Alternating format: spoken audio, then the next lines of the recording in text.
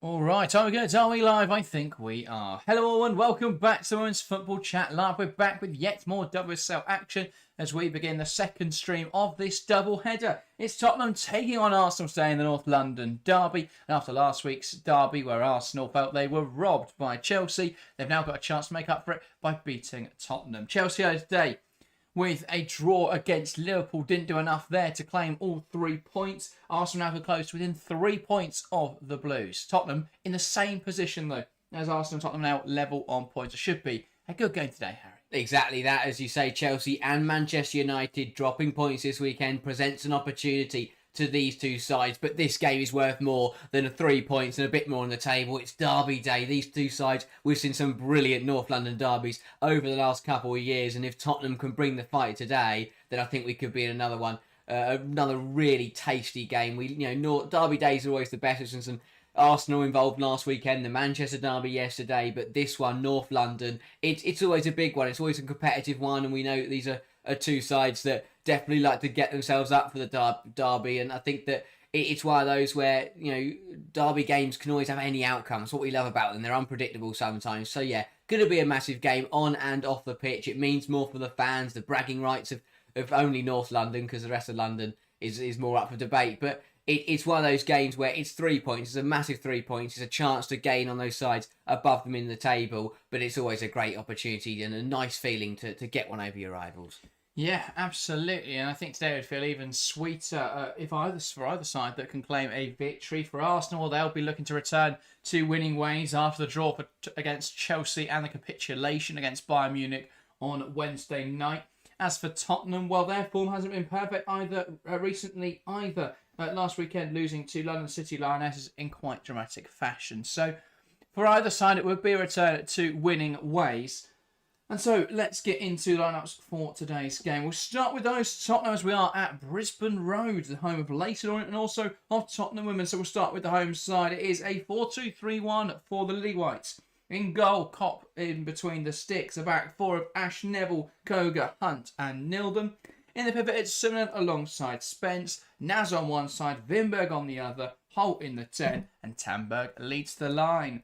Let's talk about that then, Harry. No Beth England in this lineup, but Holt gets to start. We see Wimberg in there, we see Naz, we see Tamberg. We expect a lot of fluidity in that front line. Yeah, exactly that. I think Beth England is a great forward, but you have to reward the form. You have to reward who's been playing well, and this front four for Tottenham has been ticking along very nicely in the last few weeks. The reintroduction of Matilda Wimberg has been very bright. We know how good Olivia Holt and Katinka Tamberg have been this season, so you can't drop either of them. We know that Jess Naz is a very dangerous player. So the front four for Tottenham, I have no problems with. Yes, Beth England's not in the side, but imagine her coming off the bench in the latter stages will make a massive difference to the game, and it's a front four for Tottenham that has been in really good form. Defensively, for me, are the big questions for Tottenham today. We've seen some brilliant defensive performances from this season. We've also seen some really poor ones. Which version of Tottenham's backline are we going to get today? Are we going to get the one that conceded 4 at London City in sloppy fashion and that was torn apart against Man City? Or are we going to get the Tottenham defence that were held their nerve against Chelsea for the majority of the match and have defended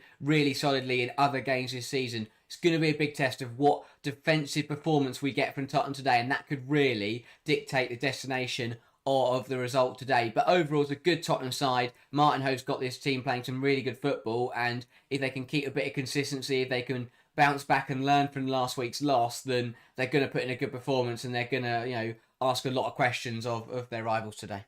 Yeah, absolutely. I think it'll be a big test. And what you can say about the games where they have been poor defensively is that London City, for some reason, everyone just seems to fall apart and do loads of stupid stuff against London City, and Tottenham were no different.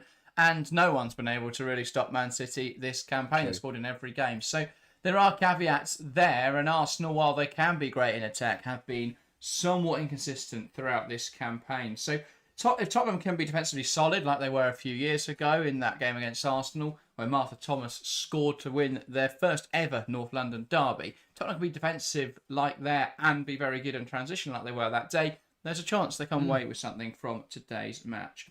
Let's get into the visitors then. And it is, of course, the Arsenal team. It's a 4-4-2 again for Arsenal, with only one change from the side who lost to Bayern Munich. In goal, it's Van Domselaar. A back four of Fox, Wibbenmoy, Catley and McCabe. On one side, it's Beth Mead. On the other, it is Caitlin Ford, the midfield pivot of Cooney Cross and Mariona Caldente. And leading the line then, Alessia Russo alongside Stina Blackstenius. So this will look like a 4-4-2 out possession. It will look like a 4-2-3-1 with the ball, with Russo often dropping a little bit deeper, but still, Arsenal with quite an aggressive pivot. We've spoken a lot about how they should have a defensive midfielder in there, but they can't when they don't have any. Yeah, exactly that. But I think the positive aspect for Arsenal today is they've probably gone for the most defensive out of all their options. Finally, with Kim Little's injury, it's forced a change in the pivot to the usual Little Caldente partnership that we've seen forever. Pelova came in and has not been brilliant because, again, she's not a deep line midfielder. She's not a defensive midfielder. She's looked really uncomfortable in that role and hasn't looked good on the ball. It presents an opportunity to Kyra Cooney-Cross, who, as you say, isn't a natural defensive midfielder, isn't associated with being the deepest lying midfielder, but she is a more defensive midfielder than the other players they have been naming there, and she's a player that hasn't been given a chance this season. Got a tiny cameo against Bayern Munich in the midweek, but has been given the opportunity to start today, and she has to take it with both hands. Minutes have been very few and far between for Cooney Cross this season. This was meant to be the season, the campaign where she got, that number 6 role became her own, and she hasn't been afforded the chances to do that. What a chance today, though. 90 minutes, or at least the majority of the match in a North London derby. A great opportunity for Cooney Cross to try and, put a bit of magic into this game and put in a really good performance.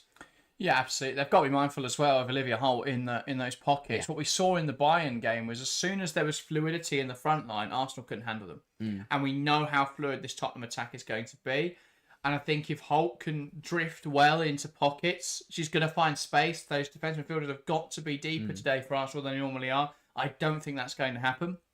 The wingers have got to be more disciplined than usual, because often at times I think we see, especially once they make subs and it's Chloe Kelly coming on, the wingers aren't disciplined. They aren't getting back in and doing the hard yards. I think the same really for Caitlin Ford as well, who does start today, although we expect to see Ash Neville playing that more defensive role and Nilden given that licence to get forward. So it's a slightly different role, but it'll be interesting. I think Naz McCabe will be a great battle today. Yeah. If Jess Naz is on it, that is a huge weakness that can be exploited for Arsenal. We know McCabe is ill-disciplined. We know McCabe wants to push up high. If they can get Naz in behind there's going to be a lot of room to use, and then that there will be that supporting cast of Tottenham attackers looking to make runs into the area. So they've got to be direct today. Arsenal are really poor in transition. If Tottenham can target that today, they'll find a goal. And that is, ultimately what they're looking for, because if they can be super solid defensively and then look to transition, they could get something from this game. Yeah, exactly. I think it's going to be a game of very fine margins. It's going to be a game that is going to come down to who can exploit each other's weaknesses or who can create the best opportunities. And I think that's another massive talking point is, again, for Arsenal, no Olivia Smith. How can they expect to create opportunities when Sagers keeps deciding to bench their best creator? I don't understand it. Look at the difference she had when she came on against Chelsea. I can't understand why Smith doesn't start in this Arsenal 11. Yeah. I really don't get it. Especially when she hasn't started the last 2 games. Yeah, exactly. That's odd for me. And that's the other bigger conversation, is that this is now 3 games for Arsenal. Between Chelsea and Bayern Munich, we saw no changes. And then between Bayern Munich and Tottenham, we've seen 1 change. You can't...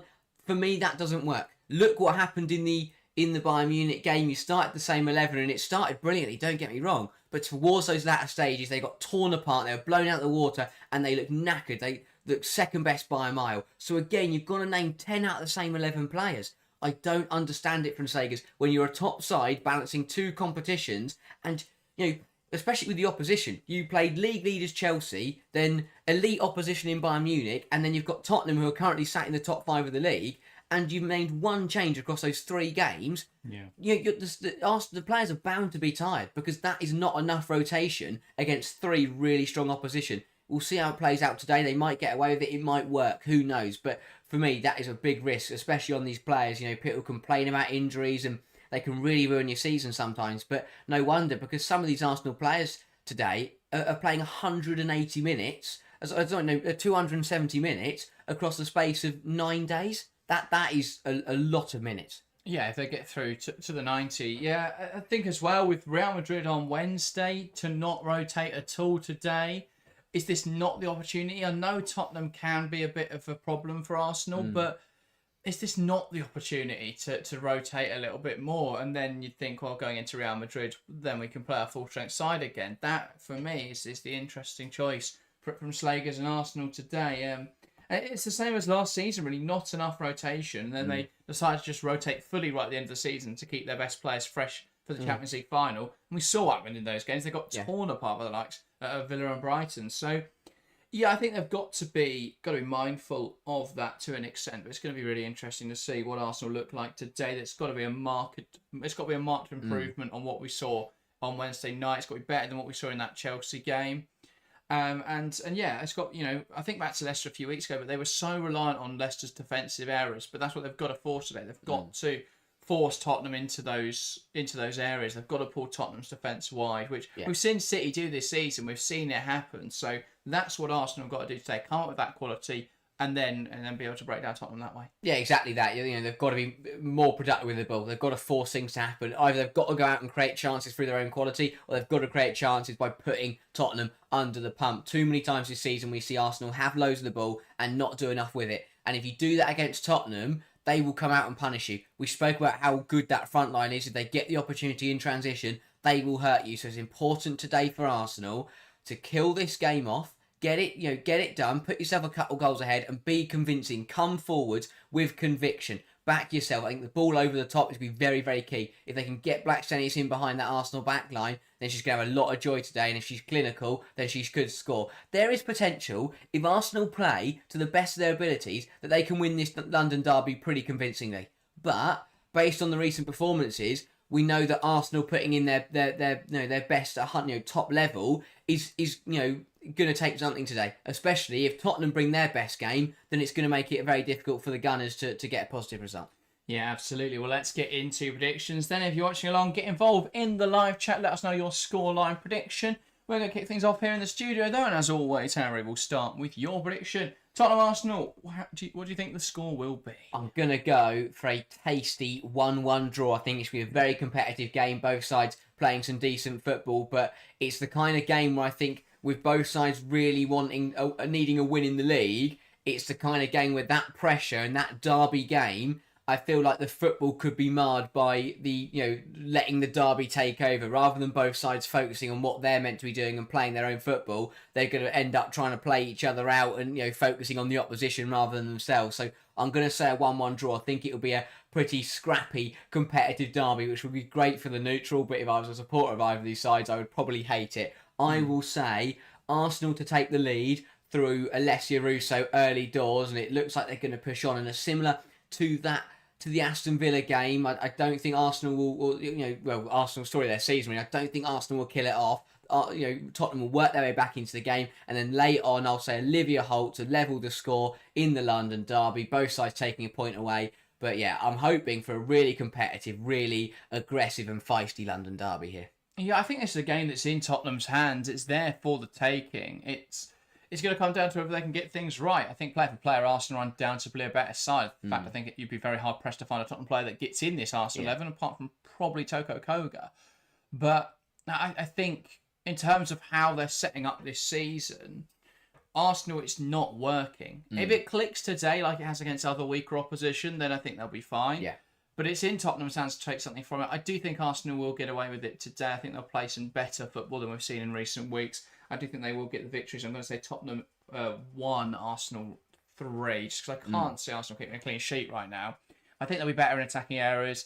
They do tend to do well against weaker sides, but equally if Tottenham play in the way we know they can, it could easily be 3-1 the other way, 3-0 the other way. So I think it's, I think it's really in Tottenham's hands today. Because Arsenal haven't changed much at all. So it's going to come down to who's playing the better football. And so far this season, that has been Tottenham. But will they crumble once again under the big pressure of a big match? Exactly that. It really depends what level Tottenham deliver. Tottenham deliver and they match Arsenal pound for pound, then as you say, it really could go either way and Tottenham could definitely take the game. But it just depends what level we get from Tottenham and whether Arsenal are going to raise theirs. Because we usually know what we're going to get from Arsenal, but can Tottenham match it? Can Tottenham find that fight, find that extra 10% that home crowd can give you, especially in a derby game, and look to take the game to the London rivals. We want to see a North London derby classic today. That's what we really want. Yeah, indeed. Poll in chat, 30% predicting Tottenham to win here, 60% Arsenal, 10% a draw. I think that is the highest we've ever seen the poll be for Tottenham beating Arsenal. Even a draw. Yeah, even draw, to be fair, at 10%. Wahil saying 3-0 Tottenham, HB going for a 1-0 draw, Haley saying 2-1 Arsenal, and Jacob just says, come on you Gunners, which isn't a scoreline prediction, but thank you, welcome to the stream.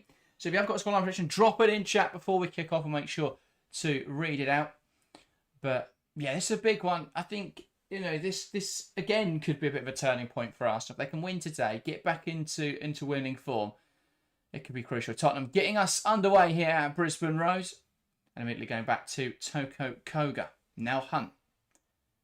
Big day as well for Claire Hunt. Bartrip's not far away from a return, and Hunt was one of those who has performed much better this season, but that City game felt like we're watching the old version of Claire Hunt, the one last season who kept making mistakes. Big game for Ash Neville as well, because if she keeps making passes like that, then it's going to be a field day for Arsenal down the left-hand side. Here's McCabe. Back now to Mariona Caldente. And now Cooney Cross, just her second start since February. Unbelievable that she hasn't been given more opportunities. Now Fox. Wide into Mead, and that's a really poor control from Beth Mead. You expect to see that early doors in these kind of games. Players just need to settle down. But yeah, I completely see it from a player with experience. No, Beth Mead, though. That is very true, and she gets nutmegged by her own teammate. But yeah, I'm really intrigued to see what we get from certain individual performances in these kind of games can absolutely make the difference. Cooney Cross under pressure, gives it away. Spence tries to feed it through the lines, but forcing that ball a little, and it'll run through to Van Donselaar. Either that, or she knows that their best chance of scoring today is to give the ball to Arsenal. Yeah, maybe. Spence with a big tackle, going to drop for Naz. Now Neville back heels it. How intentional that was to Naz, I'm not sure. Simonen plays it forward. Lovely flick from Tamberg into Holt. And then Holt tries to knock out to the right-hand side, but it's just behind Katinka Tamberg. Yeah, these are the kind of games that players like Drew Spence will love. And we'll see, the Katie McCabe, these, they're the players that have been here for a few years. They know what it means to play in these kind of matches. But that is now 3 high turnovers in a minute. Yes. For Tottenham. And they haven't done anything with it. But it just shows that they're going to get those opportunities. Arsenal still aren't brilliant playing out from the back. Mm. And if Tottenham can keep generating from that, eventually you've got to think they'll do something more than just pass out of play with one of them. Here is Catley. Now Ruben Moy. Fox. Looks to play it out to Mead. Dispossessed again though, Tottenham. One back. Well in there from Ruben Moy. Possession exchanging hands quite frequently here, and Wimberg unable to keep that in touch. Yeah, Arsenal can't seem to keep hold of the ball, and Tottenham can't seem to be able to keep it on the pitch at the moment. Yeah. Which is making it a really interesting kind of balance at the moment. Here is Nilden into Spence. That's try to get it back to Nilden, who sends it up the line. Touchdown well by Tambo. It's going to drop into a bit of no man's land. It's Cooney Cross who comes away with the ball. Now McCabe carries it past Neville. Here's Ford. Simonen gets back in to support. She can't stand up. Caitlin Ford, who fires her cross directly at Katie McCabe. And now here comes Tottenham on the break. Naz shifts it to Holt. Did Naz not realise there that Tottenham had a 4-on-3 situation? That was so slow, and they've gone back to Hunt. But I think that could be interesting today for Tottenham, is that doubling up in wide areas. We saw against Chelsea, it was really effective. But especially with how those rotations haven't been brilliant for Arsenal this season. If Tottenham can exploit that, that can be a huge point of weakness. Kopp into Koga. Plays it into Holt. He wanted to roll off the shoulder of Moyes. Holds it up instead. Now Simonen. Out to Nilden on the left-hand side. A little more reserved in her aggression today in terms of pushing forwards. And now lifts it in behind for Naz. Naz now squaring up to Catley. What can just Naz do with possession? Holds up the ball. Now Nilden joins the attack. And back to Hunt. And Tottenham camped in this Arsenal half. Koga. Carries it past Blackstenius. Then goes back to Neville. Simonen. Now Spence. Summonham. Back into Claire Hunt. Hunt pokes it forwards into Matilda Wimberg. And now Toko Koga. Tries to play that through the lines. Cut out well, though, by McCabe. Here's Mariona Caldente back to Wuvenmoy. Now McCabe. Plays it down the line into Ford. Back to McCabe, and Tottenham here forcing Arsenal back. Wuvenmoy. Now Van Domselaar. Tamberg gives chase. Out now to Catley as Naz puts her under. Here is Emily Fox. Nowhere to go with Wimberg on her back. Now Mead looks to carry that ball forwards. Plays it through the lines. Koga, though, has the beating of Black Saints and has physicality, and then in the foot race. Going to be a key battle today between Koga and Black Saints. When that ball goes in behind, who can get that ball first? It's brilliant from Hunt there. Stepping up, winning the ball off of Russo, and then didn't quite have the pass to match it further forwards. But the intensity for Tottenham's really good so far, because they're not going hell for leather, but they are forcing Arsenal back, which makes it's effective, but also sustainable. And McCabe can't keep that in, as again Van Domselaar's distribution is inaccurate. Yeah, Tottenham done well. Is it? They started brightly. I think there's an element of forcing it a little bit. There's been a couple of passes that have just almost been kicks forward in a bit of hope and wish that someone can get there. But early on, though, I don't hate that rather than overplaying. True. If they're just trying to force it forward as quickly as possible. Here comes Russo. That's a great tackle from Matilda Wimberg. And now Tottenham can use this to play into the feet of Tamberg. And that's a foul from Wubenmoy. And there's an argument for a yellow card there, given the positioning. But I think she'll get away with it at this early stage. Yeah, again, good from Tamberg. Wimberg initially does so well to win it back. Tamberg, little touch, and then just knocks the ball forwards. And Wubenmoy gets there late and catches up. No card, I think that's the fair decision? Yeah, I think she's all right. Early in the game, you want to manage it. You know, at the end of the day, if you get your cards out 6 minutes into a North London derby, you're going to make life a lot harder for yourself as a referee. Especially with McCabe on the pitch. Yeah. But then Hayslip does love a red card. Evelina Summerlin over this has been quite successful from these dead ball situations throughout her time in the WSL, and especially this season. So Summerlin to take will try and put it on target. That, though, too easy a claim for Daphne Van Domselaar. Yeah, I don't mind having a go from there, but putting it low on the goalkeeper's side, you'd do very well to beat the goalkeeper with that. Yeah. Cooney Cross, great press resistance there as she holds the ball off of Holt. Back now to Van Domselaar, who is a little bit too casual in possession there. Does get away with it, though. Catley into McCabe, ball down the line. And Black Saints making the run off the shoulder. Hunt across quickly. And she deals with it well. Yeah, that's where Black Saints, that's the side Black Saints is going to want to get that ball in over the top. Koga is gonna do well there. I mean, that was Hunt going across. So yeah, that's Koga. She wants it on the left hand side, but if Koga pushes up, then yeah, you want it on whatever side Hunt is on. Really, that's where you're going to get the foot race. Yeah. Ford across now to Lotte Wubenmoy. He's going to swing it into the box. Ash Neville heads it away. Sumnan then catches it just to skew it away, but Arsenal can't do enough with it in possession. Then Tamberg loses out to Russo, who's playing as a central midfielder today. That is not an attacking midfield role. No. Very much looks like 2 8s in a midfield 3 rather than a midfield 2, a pivot, and then Russo in the 10. So that's interesting. Nigel giving us our WSL 2 update. Pompey just equalised with Birmingham. I say Birmingham. 2-2. Birmingham got a goal in a minute there. Was it 2-2? Yeah. That's in 4. Yeah, blimey. But yeah, it's interesting. Again, I've never been a fan of Russo in the 10. Even deeper than that, I have even more questions, but we'll see how it plays out. Yeah, it's interesting. It's just, does it feel a bit like it's forcing her in, but to an extent, does it make sense? You don't really want to not play Alessia Russo. You can't not play Black Saints with the form that she's in. And who else would play central midfield today? Yeah, I don't know. I think again, but that comes down to the management of minutes, because if you don't start both of them, then you can rotate without weakening yourself. And again, that's where all these fundamental things come back to. Yeah. Yeah, fair enough. Marnham, Nice Wonga, Palova, all midfield options. But obviously Palova has played the last 2 games and isn't that long back from a pretty major injury. Sumner tries to play it around the corner. No one available as Tamberg was making the run down the line. Laxenius could hold up. Catley fizzes it out to the right-hand side. Here's Mead. Again, a touch a little loose. Back to Caldente. And now Fox. Plays it forwards into Mead. Back to Caldente.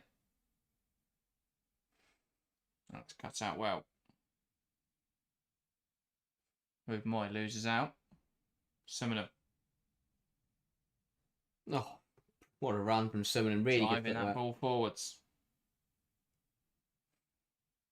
Nas. Now Neville. Koga.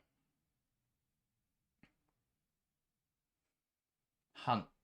Wimberg receives well into feet and Mead commits there. And now Wimberg into Nilden. Hunt. Surveying her forward options. Plays it into the feet of Wimberg. Back to Hunt. Tottenham are quite happy here to wait for the space to emerge. Here's Spence. Yes, it's not what I was expecting to see from the opening encounters. I thought that Arsenal would be having the ball, being patient, and Tottenham would be the ones sitting in and waiting to counter. But it's the way around. Spence releasing it down the left-hand side. Rubenmoy will get there, but Wimberg wins it back. Rubenmoy should have done better there. Wimberg tries to cut back in. Fox gets it back in, though, and saves it there, but that was a good opportunity. Now the ball released long. Blackstenius. Koga will get across. Narrows the angle. Forces it back. Here's Ford. Wants to come inside. That's a clean challenge there between Tamberg and Neville. And Tottenham back with the ball is Nildum. And again, they'll just take their time. But yeah, as you say, it is interesting that we've got, Arsenal have been very possession dominant this season. It's Tottenham who've had all of the ball early on here. It feels like Tottenham are going to have the ball and it's going to be interesting to see what they can create. And then it'll be up to Arsenal to hit them on the break. But yeah, it's really That's weird. the inverse of what we would have expected. That Tottenham would be the team on top and Arsenal will be looking to try and because it's not turn the even ball over. it's not even that much of an aggressive press from Arsenal. So it's not like they're purposely letting Tottenham have the ball and then trying to press them high and win it off them. 60% possession the first 12 minutes for Tottenham. Here's Hunt. Now to Summonen. Squeezes that pass through the lines into Spence. Tries to shift it across. Here's Naz. Holds it up well, and that's quite a blatant foul from Caitlin Ford. Yeah, one of those from Ford that she slipped over initially, and then because she wasn't going to get to the ball, brought her legs through and tried to get there before Naz ended up just taking her out. But I'm sure Martin Ho will be very happy with how his side have started this game. Nigel, yeah, I agree. What a waste of time. Talking about people commenting on the second tier streams, just saying they don't like women's football. What a waste of your life. Now Hunt. Here's Wimberg carrying that ball forwards. Mead with a half-arse challenge. Ball out to Nilden under no pressure. Delivery should have been better. Cooney Cross gets it out. Final balls. Anything missing for Tottenham so far? It's why they've only had one shot, but they've been the dominant force. Ball forwards into Holt, who runs off the shoulder of Rubenmoy brilliantly. Ball into the box. Tambo tries to get there. Catley with an important intervention. Neville. Now to Naz, who smartly just lets the ball do the work there and carries it wide. Here's Summonen. Tries to squeeze that ball through the lines. McCabe with an important intervention. Here is Russo now, looking to drive it forwards. Out wide to Ford, and Neville's got to get back in there. Caitlin Ford up against Ash Neville. Ford comes inside. Now across to Russo. Here is Ruben Moy. Or Fox, sorry. Now wide into Mead. He tries there to play the reverse ball, and Nilden's in her way. And Mead there with quite a few orders there for her teammates. Fox. Throw in to Russo. Now Fox. Mead shifts it inside to Fox, who takes aim from range. Straight down the throat, though, of Lisa Kopp, who claims that well. Well claimed by Kopp. Again, this is really good from Fox. Great hold up from Russo, but Fox makes the throw and then makes the run. Comes inside. No one tracks her.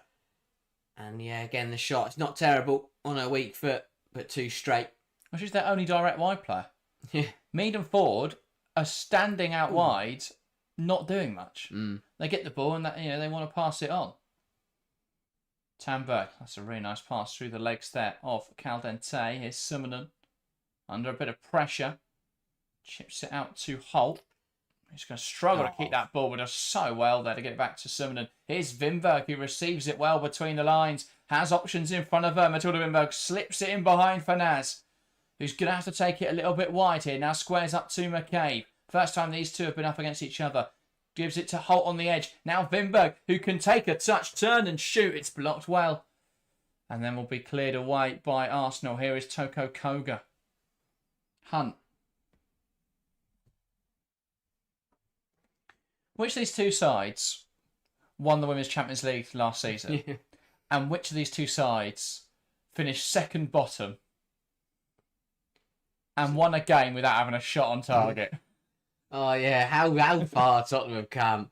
Really good spell, though. Really good first 15 minutes. Yeah. As you say, it's just that final ball. There's a couple of moments they're getting away with it.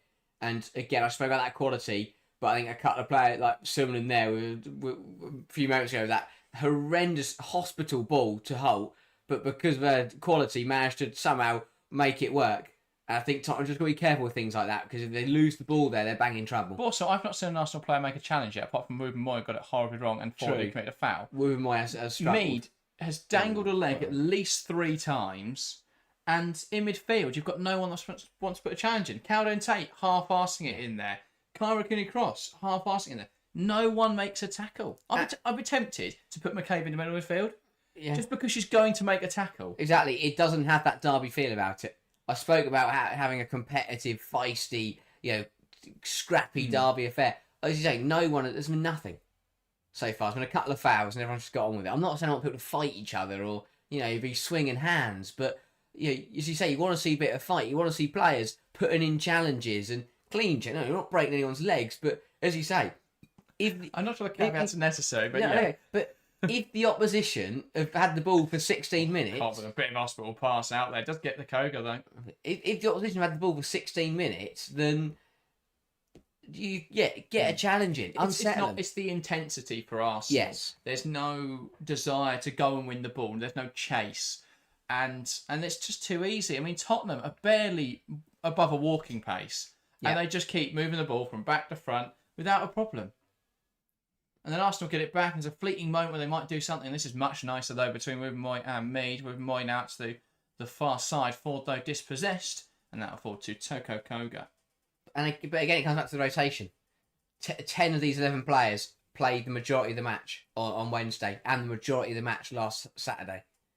They look, as you say, they look like they're conservative. I've seen a more aggressive press in walking football. Yes.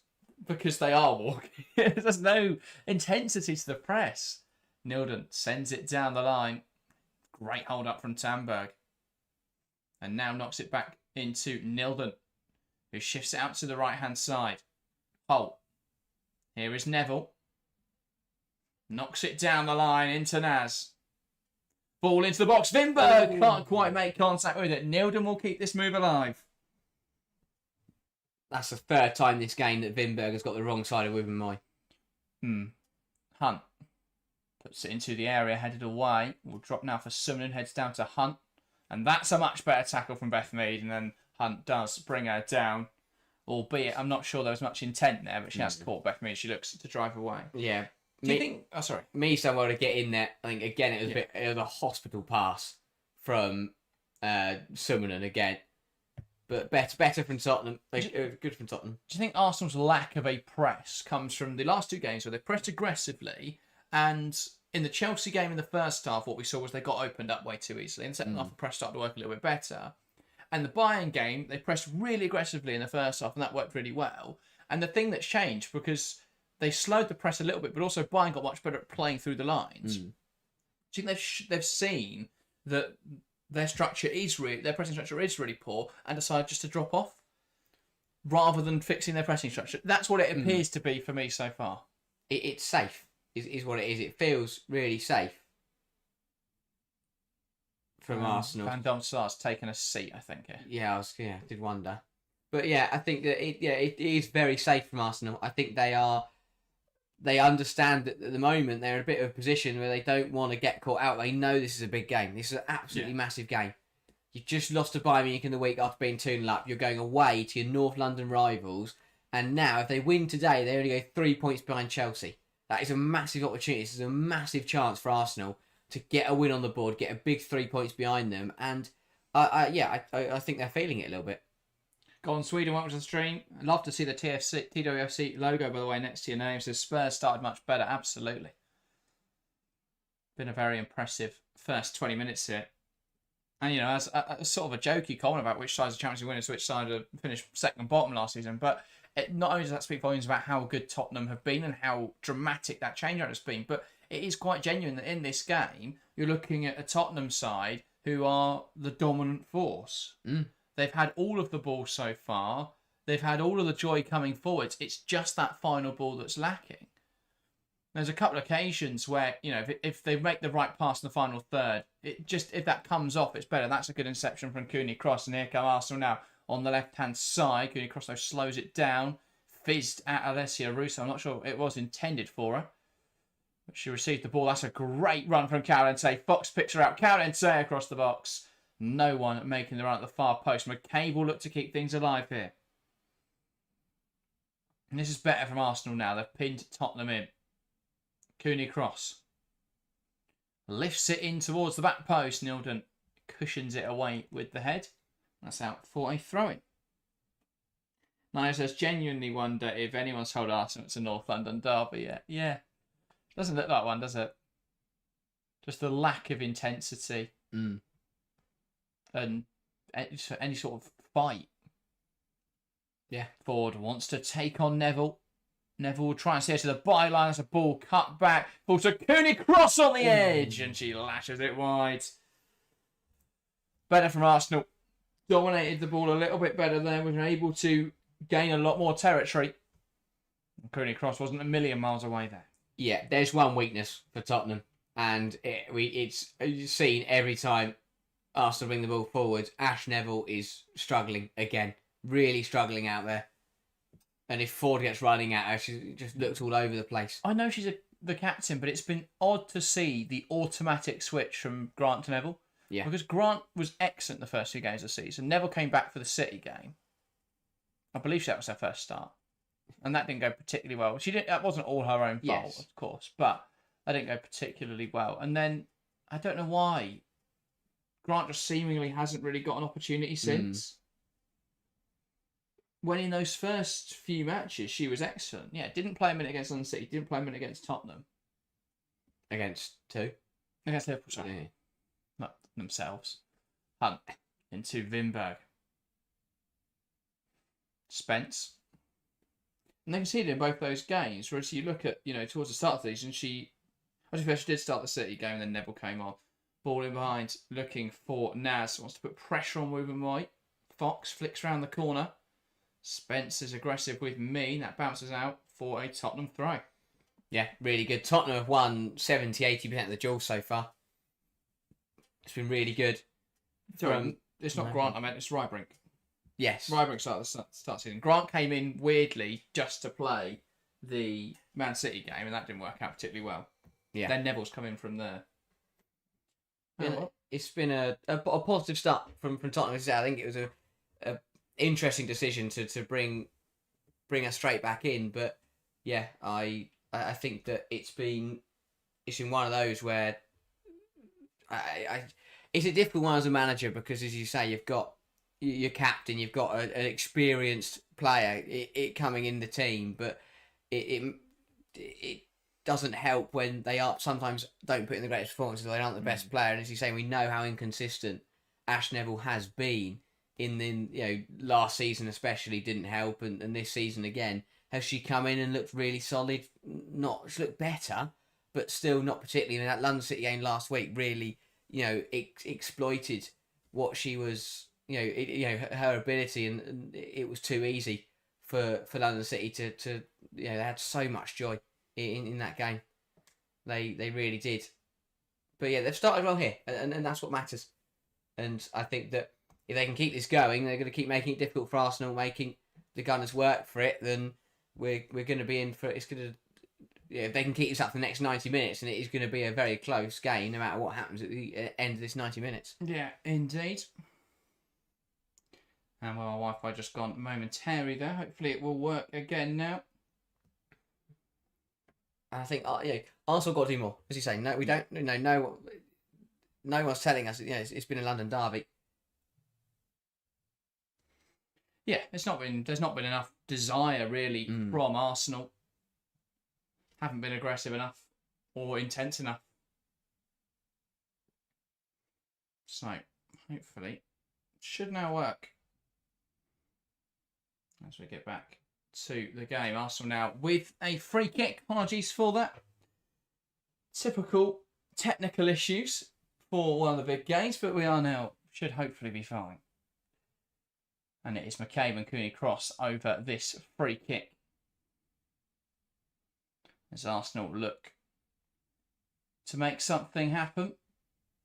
Cooney cross delivers it in towards the far post. Just now headed on for an Arsenal corner. And now this is a better ball. Not sure where it came from, but Summerlin did well there just to head it out of play.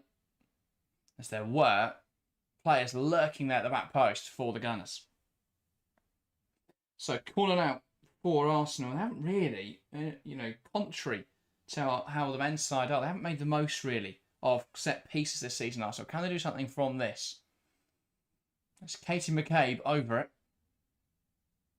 She'll deliver it in towards the near post. Headed away, will drop again to McCabe. And there is going to be a stoppage here. Head injury for both Catley and it is Holt, I think that is. No, Hunt. Yeah, just came together at the front post as Catley went up. Holt came down. Hunt came down. They met each other in the middle. Hopefully they're both all right. Yeah, Arsenal just not really, as you say, they've got to use things like that's a free kick and a corner there where they haven't really done anything with it. The corner went all the way through and got put out for the free kick. So went all the way through and got put out for a corner, and then the corner went in and was cleared at the front post. Yeah, Dave says Spurs have some really good young talent now. They're set up really well. Naz, Koga, Holt, Tamberg and Vinberg, all young and very promising. True, I think you look at what they had, the problems they had last season. It was Villaham's unwillingness really to rotate that core and that core of older players, even when it meant playing like Martha Thomas was playing out wide for some weird reason, and England playing wide at times to accommodate both of those two, and that didn't make any sense. And he didn't really give opportunities to Vinberg or to Olivia Holt. Holt kept coming off the bench and scoring, and then she just wouldn't get to start. And that midfield three of Arton, Summonen and Spence every time. Yeah. And there just wasn't enough rotation. Mata Odos came in, and he slightly changed that midfield, but still not much of a change. But this season, there has been a refresh to the squad. They've brought in some younger players. I think that, Coco Koga's been such a breath of fresh air at the back. Compared to what we saw last season from the likes of James Turner, from Molly Bartrip. I saw someone for Tottenham the other day, a fan talking about Bartrip's going to be back soon. It'll be interesting to see whether she gets the nod over Claire Hunt. I can't see any world in which that happens automatically because Hunt's been brilliant this season alongside Seko Koga. That combination have been excellent. And then Tamberg as well. Tamberg over Martha Thomas. Thomas didn't score a goal last season. How a striker who didn't score a goal last season got a renewed contract is beyond me. And they've now got Katinka Tamberg, who's done really well to start this season. But having the confidence in his side to bench England for a game like today is incredible. Both such players often to receive treatment should be okay to continue, but they've got to take a moment. And so Heaslip will drop this ball to Mead. And both teams will be down to 10 for the moment. Here is Mead back to Fox. Tamberg pressing well. Here's with Moy back all the way to Van Domslaar, and Arsenal gone from the edge of the Tottenham box to the edge of their own box. Van Domslaar forces that ball out to the left-hand side, and headed forwards by Neville. Now Naz, back to Ash Neville. But going back to what we're talking about at right back, it's just fascinating that Josephine Rydbrink has not been given chances since. She did so well at the start of this season. I think she offers you a much more secure player than Neville does. Tambo receives it on the right-hand side. Holt looking now for the run of Drew Spence. Spence not quite able to get there. Here is McCabe. I think that's where you see players who aren't the greatest fit still for this team. Yeah. Tottenham. I think they'd like a midfield with a bit more legs to it. Here is Catley operating as a right winger. I think that's what's most impressive about what we've seen from Martin Ho is that he's got his Tottenham's like excelling when, if we're honest, it probably isn't his perfect team. There are changes he would make. There are players he would add. There are players that he probably wouldn't have as part of his squad. But he's making it work. And it's very impressive. But yeah, I think it's not necessarily that Neville's come in. It's the fact that Neville started every single game that has really surprised me. Yeah. Expected at least a bit of rotation, I guess. Ball out to the right-hand side for Arsenal now is Ruben Moy. Plays it forward. Rousseau takes it well now. Lifts it out to the left-hand side. That's just ahead of McCabe, though. McCabe's frustrated there. And it's not the perfect pass from Rousseau. But if McCabe was sharp, I think she could have got there. But she expected it into feet. It's those kind of things that show that Arsenal just aren't quite settled yet. They're not happy. It will be frustrating. The way that Tottenham have had more of the ball and that Tottenham are enjoying this game a little bit more than Arsenal are. Yeah. It's been quite a stop-start first 30 minutes. I think we've had now like 3 stoppages for injuries. That has just seemed to interrupt the flow of the game a little bit. But Tottenham now with a throw in Neville. Brilliant hold up from Holt. Poked had a play by Spence, and that will be an Arsenal throw in. Here is McCabe. Now Cooney cross. Rousseau. Here is Ruben Moy. It's fascinating that we've not really seen any team apart from, Man City have done it to a certain extent. 2 balls on the pitch here, so I'll have to restart. But Man City have done it to a certain extent, but nice really mobilised set pieces. Yeah. No. It's been the trend of the men's game this season, as everyone just seems to be doing it. But, short of City just crossing it and going, well, we've got Khadija Shaw and Rebecca Knack, so it's going to go in. That doesn't count. Yeah, no one's trying to use long throws. No one is, using routines and trying to get, we haven't seen much of like pushing into the goalkeeper and trying to force those corners. Ball down the line into Ford, McCabe, and he slips. Still having a conversation here about what a moving ball is. Yeah, no, it's really silly from McCabe. 2 Tottenham players have jumped in front of it. He stood right next to her and told her to not take it quickly. So what does McCabe do? She takes it quickly. Arsenal now going to use it as a proper free kick, and Cooney Cross will step up over it. But again, why would you want to take it quickly? You're struggling to get through. Yeah. This is just outside the area. If you can't see it, they are. It's a great opportunity to put the ball in the box. So why would you want to take it quickly and waste it away? Just knock it out wide and probably go backwards again. Cooney Cross over this. What can Arsenal do from this set piece? Puts it into a good area, headed away by Hunt. Headed up by Holt. She wins that second ball. And now Arsenal keep possession. Fox in towards the back post. Headed on. And that's really well smothered by Lisa Kopp.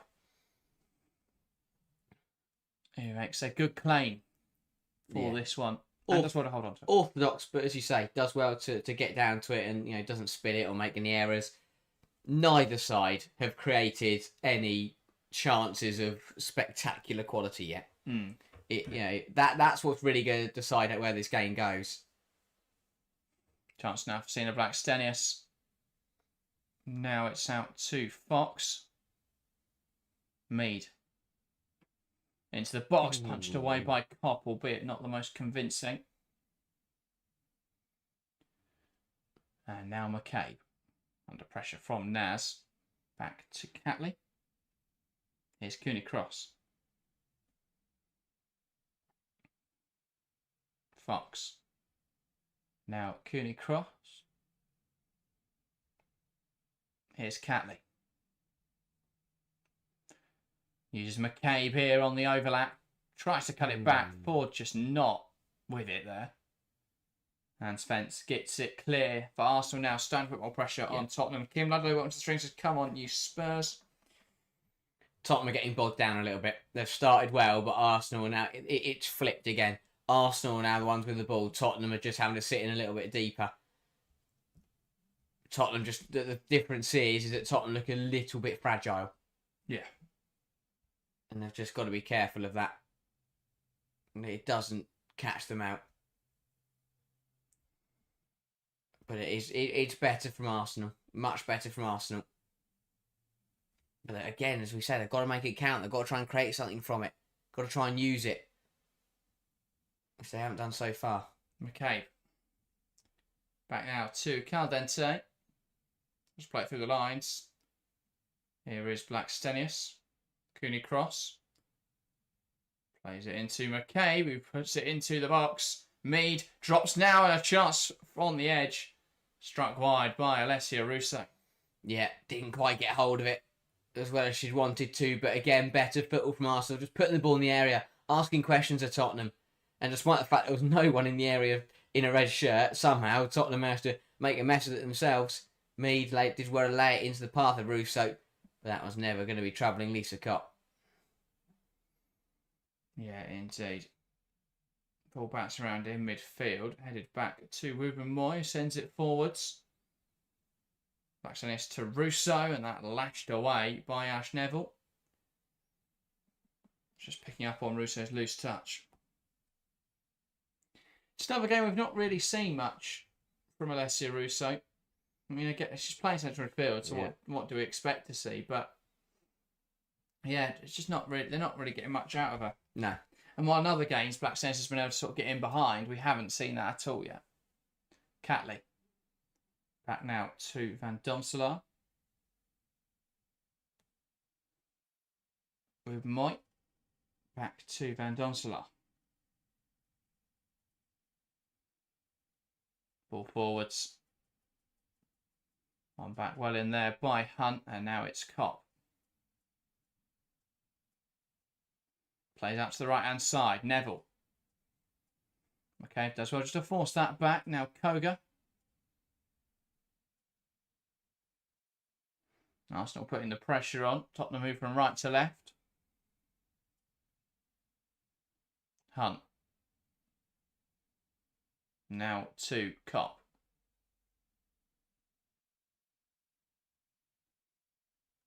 Plays it into Koga. Koga. Forwards into Holt. Holt does really well to get away from McCabe there. Brilliant from Olivia Holt. Options to the left and right. Goes wide into Naz. Has attackers in support. Will drop for Holt on the edge. Cleared away by McCabe. It bounces around off Kyra Cooney cross. And then it's dealt with well by Ruben Moy. Hunt now keeps it alive. Nilden. Yeah, another good move for Tottenham. Again, though, final ball just lacking a little. Yeah. They are again, this is better. They're causing problems when they can get forward. But, as you say, just they didn't get a shot away. They've got to start testing Van Domselaar. Got to start putting her under some pressure. And, you know, again, Holt was waiting to pull the trigger there. Karen Tay managed to jump in front of her. But this game is very close. We're just waiting for that first big chance. Waiting for that big moment from one of these two sides to try and get a breakthrough. Yeah, starting to be a bit more decisive in front of goal. Again, with Arsenal, it's the problem of progressing it, but with Tottenham, it's just that final ball. Caldente. Now Mead. Driving it forwards. Can slot it through. It's not a great pass. Blackstenius will try and make something of this. Does well to wriggle away room for the shot. Blocked by Kopp. And then it's claimed well in the aftermath. Yeah, it does well. Good save. And as you say, Tottenham managed to just shield it for Kopp to pick up. But better from Blackstenius, going left, going right, sending defenders the wrong way and gets a good shot away. Well saved by Kopp, though. Narrow angle would have done well to beat the keeper from there. Gordon Sweden says, I think the balance with Rybrink not going as high up and sitting narrower worked well for Tottenham. Neville has played a more traditional role since starting. At least that's what I feel. Yeah, I think she's definitely been a little wider than Rybrink. I think the difference is as well, obviously she doesn't tuck in as well because she's not normally a centre-back. But also, she's not as good a 1v1 defender. Now, you'd expect that the trade-off would be that the fullback's really good at dealing with wide areas and Rybrink perhaps isn't. But it's not. Rybrink was good at dealing with those situations, and Neville is not. And has not been for years. Yeah. But, Yeah, that's the only confusing one for me with Martin Ho. I think the selection and the way this team are playing has been nailed. The only thing I could say is obviously that she is the captain. But they have got natural leaders across the pitch. They've got players like Spence and Summerlin who are, have been around a while. They've got Beth England who has started a few games this season. So, yeah, to an extent, I understand you want to have your captain and it's difficult just come in and just usurp her from the starting 11. It was easier when she had an injury, but I think, you've got to make bold choices sometimes. And I just think for the sake of the team, the balance of the side is better. I mean, Neville's given it away again there. Here is Cowden Tate. And then she does that and she goes chasing and doesn't get it. Forward ball into the box, looking for Blackstenius. And again, it's dealt with well there by Hunt. If that had gone to a goal, it's all Neville because she's given the ball away and then, as you say, been drawn miles out of position. And the ball goes back to Ford, who's now in acres of space because Neville's not there. Holt does really well to carry that from McCabe, and that's got to be a card. Yeah. And it will be. I mean, McCabe's holding her head there. What is she doing? I mean, I don't know why I'm surprised. It's just stupid again. Stops the counter-attack by diving on top of her. I think she makes a good point that Holt's got away again, which is a great question as to what's happened. But was that really as dangerous as that needed to be? Yeah, she takes her out. It's a tactical foul. It's expected. I mean, there's no need to just walk off from the referee and just take a yellow card and move on. But yeah, I think it's the problem. People say that he's got something against McCabe. McCabe doesn't help herself. Yeah. Like, if you think the ref got something against you, the way to respond to that isn't just to be really rude and disrespectful. That's offside there. Tambo deemed to go too early. Arsenal held their line well. Because it got to the point there where McCabe walked off so far, he gave up on trying to talk to her about it and just shoo the yellow card to her back and got on with it. All you got to do there is turn around, acknowledge it, and get on with the game. That's the team. What was the strings? Thank you guys for the live coverage. I'm a WSL fan from Indonesia. Welcome from Indonesia. Good to see our global audience in great effect. I think we've had a fair few viewers from Indonesia in the past, so welcome. Here's Mead. Now, Caldente. Back out to Mead. That's one back well by Hunt. Caldente, though, recovering it well. And now Cooney Cross. Charlton Athletic with the first goal in their game as well. Nigel, thank you for the WSL 2 update. As they lead Bristol City by a goal to 0. That'll finish that way. McCabe darts inside. Caldente. Cooney Cross. And now it's with Emily Fox. Wide into Mead. Looking for the overlap run of Fox. One back well though by Wimberg, who can then get the ball forwards into Tamberg. Great hold up from Katinka Tamberg. Summerlin tries to squeeze it back to her, and she does well. Mead dives in there and misses the player and the ball. Hull does well under pressure. Summerlin back into Olivia Holt, who again has done really well to pick out some space. And now goes back into Hunt. Spence. This is really nice football from Tottenham. Bimberg plays it forwards into Nilden. And now it's with Hunt. Spence back into Summerlin. And now Kopp. Lovely pass across into Koga. Another goal for Charlton as well as they now lead 2-0. Neville. You're wrong. I was wrong. Holt. Neville knocks it back down the line for Naz. Sticks it in the box, looping it towards the back post, and Fox heads it away. That felt a lot more complicated than it needed to be. All Tambo needed to do is make a front post run and Naz just had to drill it. Rather than Tambo stay where she was and Naz loop it 30 yards up in the air. That's the thing, it's easy to criticise Naz there, but actually, what was the other option? No one made that front post run, and there were two players at the back post. Here is Olivia Holt. Has to poke it through the lines, picked up by Cooney Cross, who finds Blackstenius, who's in a 1v4, and does shift it back to Ford. Yeah, that there was $1 million pass from Hull. Back down the line into Ford now. Breaking into the box, cuts it back, and it's behind Russo. And Spence gets it out. Yeah, Olivia Holt can count her blessings there because she tried a very, very ambitious pass that didn't come off and then didn't track Ford there as she was running back. She got away with one. That's brilliant from McCabe, though. Darts inside. Caldente tries to find McKay. One back by Koga. And now Spence. Naz sends it forwards. And now it's with... Let's go out for an Arsenal throw. Catley. Gives it to Kairakuni Cross. Quick one to a Catley. And now inside to Caldente. Fox. Caldente plays it forward into Russo. And now Mead. There's too many players in this Arsenal team that want it into feet. Yeah. And seemingly none that want it in front of them. Wimberg and Sandberg, lovely give and go. Wimberg's then got to back herself. Yeah. Decides instead to slow it down. Does now drive out to the right-hand side. Naz. Wimberg. Force backwards into Koga. Here is Summonen. And now Koga. As we tick towards half-time. You'd imagine there'll be a few additional minutes though. We've had quite a few stoppages and there'll be 4 additional minutes at the end of this half. Ball played in behind. Looking now for the run of Jess Naz, who's deemed to have gone too early. That one I'd like to see a replay of because I don't think that was too poor. Some of the timing of those runs in behind has been a little bit poor, but that one I didn't think was too bad. Especially for the fact that it didn't wait for Naz to get the ball. That flag shot up like a rocket.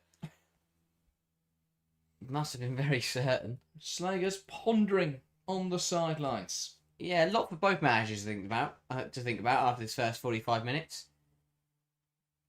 I think host thought we went to see Nagaupset get here. Yeah. Because we need someone that's going to create something and score in the final third. Okay, back down the line now looking for Ford. Blackstenius. Now Caldente into Kairakuni Cross. And across to Fox. Caldente. Wide now into Mead. Back inside to Caldente. Mead. Caldente. And now it's with Fox. He's come inside. Cooney Cross. Now Mariona Caldente. Back into Mead. Tries to play it in behind. And so it's back into possession of Tottenham. And Summonen will just hook it out of play. Chooses the safe option. HB not a fan of the Arsenal wide pairing. I'll save the thoughts till half time so we've got something to talk about, but this is not fun to watch, is it, for Arsenal? I think it's fun to watch for anyone. But yeah, big 2 minutes. If we get I'll be surprised if we get a goal, but you never know. It would be an absolute steal if one of these two sides did find a breakthrough now. Not a great pass out from Van Donselaar. Looked like Ford handled that, but not given. Here is Blackstenius. Manages to wriggle away somehow. Cooney Cross. Good step in there from Neville. Naz can't quite hold on to it. Here's Cooney Cross. Where's Neville gone? Her and Naz have swapped positions for now. That's smart of Naz to drop in and realise that Neville wasn't going to come back and do the job. Neville's leisurely just jogging back into position. Yeah. Again, there is a lot of rotation in this Tottenham team, so it's not too bad. As long as someone drops in and does the job. Strong tackle there from Koga on the edge. That is harsh from Heaslip because I'm not sure Koga's even touched the player. Just won the ball cleanly there. Yeah, that's unlucky. Especially at this point in the half. You've got a minute until half time. You can have a free kick on the edge of the area. Yeah, it's a great tackle. Yeah. Marchese is already going down to try and challenge for the ball. He just falls on top of Koga. And now free kick right on the edge of the box. It was a strong challenge, but I thought it was seemed to be the right side of the line. It's strong in the sense she's gone down, but she's not actually touched Blackstenius. Blackstenius is on top and just kicks her up afterwards. Mm.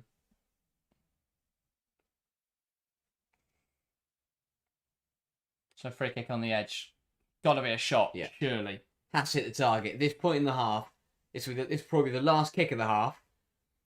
Got to put a shot on target here. If I had to have a prediction, I was going to roll it and do something. Oh, please don't do it. It's going to be a rugby goal. Beth Mead has just got to hit this. Mead or McCabe, both over it. Mead. Got to be Mead. Right footer. Curl it over. McKay's got to get round the wall. Got to be Mead. Just go up and over. It's going to be Beth Mead. Oh, into. Straight into the wall. And Naz gets it clear, and that'll be the last action of the first half. Tottenham 0, Arsenal 0. That doesn't tell the full story of the half. The first half where Tottenham, the underdogs coming into this game, have actually played very well, and Arsenal haven't had a first half to remember. No chances at either end really worth talking about. That sums up the first half. Exactly that. North London derby, 45 minutes played. We've had one yellow card, not a single big chance, and a couple of shots on target? Yeah, 3 for Arsenal, but after that Mead one. To call that a shot on target is generous. And only 1 for Tottenham. And that came from quite the distance out for Evelina Sumner early in the game. Yeah, it's not been a lightning start to this derby. It's been very cagey. No. It's gone the other way. Most derbies nowadays are feisty, high-paced, aggressive affairs. This has gone the other way. It's been very cagey, very nervy. Neither side...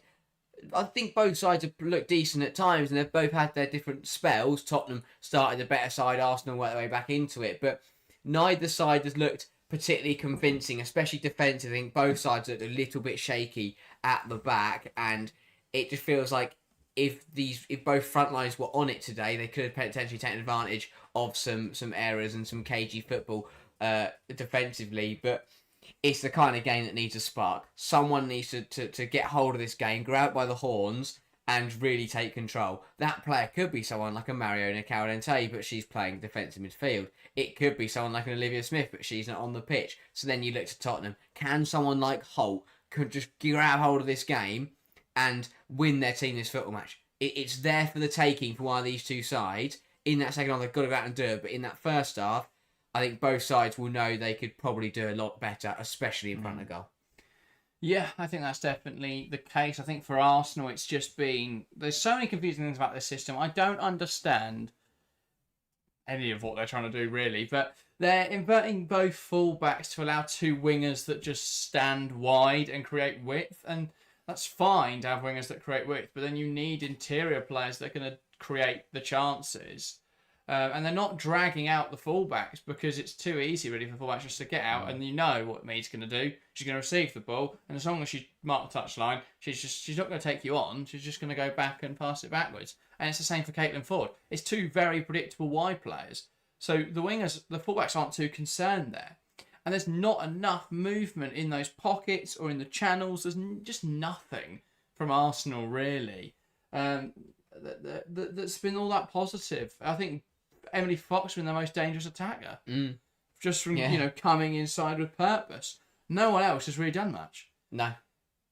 Tough watch. Really tough watch for Arsenal, just in their lack of chance creation. And yeah, I think for large parts of the half, Tottenham were able to have more of the ball, which doesn't reflect well at all, really, on Arsenal. You come into this game thinking Arsenal are going to be this possession dominant side. They're going to dominate the game and then look to, make chances, break down Tottenham's low block. Tottenham haven't had to play a low block, so they keep having the ball all the time. Yeah. And even the possession started to shift back towards Arsenal because it was like something stupid, like 60% after the first 20 minutes. It's only 53% now, and 47% Arsenal. But again, territory is an important thing. And Tottenham have had a lot of the ball in Arsenal's half, and they've been able to progress through the half well. Progress through the pitch well, but Arsenal have struggled, I feel. And actually, a lot of the time when Arsenal have the ball, it's because Tottenham have made a mistake playing out. Yeah. And then Arsenal get the ball, and they have one of those long sequences that just sort of goes around the penalty area a lot. Yeah. So, yeah, it's been, I think for Tottenham, it's the final ball that's lacking. Tottenham have come forwards quite well, and I think the way they've played through Arsenal hasn't been too bad, albeit a bit shaky at times. They haven't got the best players for that sort of stuff, but yeah, for me, it's just been that final ball that's lacking. Other than that, Tottenham haven't done too badly. For Arsenal, there's been problems with build-up, and on top of that, they haven't really created anything, and then not had the final ball. Yeah, it feels like it's the problems we could have seen happening almost in terms of if you look at it from the personnel point of view, obviously the striker playing central midfield isn't particularly brilliant, especially when it is, as you say, a world-class striker playing central midfield. But again, we spoke about Ash Neville during that half. We know that she is vulnerable defensively. We know you can exploit her up against these top sides, and Arsenal have done that. And it's where Arsenal looked most dangerous, is if you can get forward running at Neville and force that error, you could get a bit of joy there. But it definitely feels like that, as you say, that chance creation, that final third composure is really lacking. And I think a little bit, first of all, probably comes down to, again, that safeness. Neither side wants to give the ball away. Both sides are playing it very safe, and I think a little bit too safe, if anything. It is very, rather than trying to maybe play a bit more of an ambitious pass to create a brilliant opportunity, it's easier to just play the simple pass to your right, and yes, it's a sideways ball, but you keep possession rather than trying that audacious ball and potentially getting a goal. Is that something that comes in the second half? Is that, I guess, urgency kicks in? You got a phrase, so urgency kicks in, and you think if one team starts being a little bit more ambitious on the ball, it's going to result in more turnovers, which then should see the game kick into life a little bit more. Yeah, I think it's one of those, that first half was very much based on who's got the ball, but in that second half, it could become more end-to-end.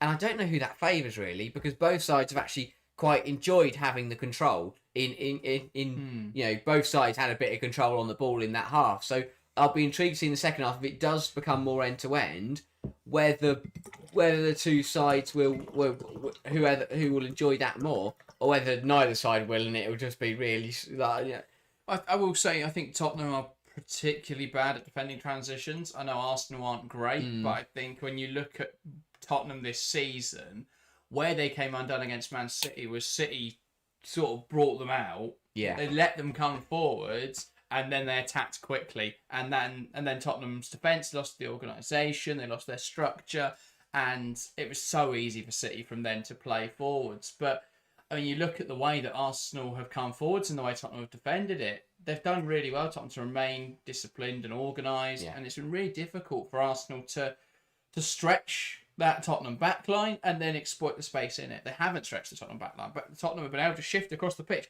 And it comes because Arsenal don't move the ball quick enough. It's so slow. Yeah. They'll get it out to forward, and then you think, okay, but it's a one-on-one now, Ford and Neville. There's a good chance that they could do something, because I don't think Neville's a great one-on-one defender. And then Ford just slows, goes backwards. And by the time they get it back to me, no wonder that Tottenham have got across in their shape, because it's just so slow, these zigzagging passes. You can zigzag it if it's going to have a bit of zip to it. If Ford receives it, whereas she's not going to be able to take the player on, and she goes back and it's a crisp pass into Kyra Cooney cross, pass across to Fox, pass into me. You've shifted it quickly. But instead, it's this slow football where, you think the ball's going to stop rolling, it's so slow. And it's so boring to watch. David Little, welcome to the stream, says, Arsenal look very lethargic and not moving the ball quickly enough. Absolutely agree. HB says, Russo's literally female João Pedro now.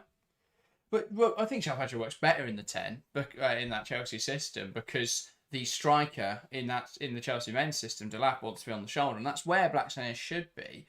And then the wingers, they want to actually create chances rather than see if they can win in the mannequin challenge.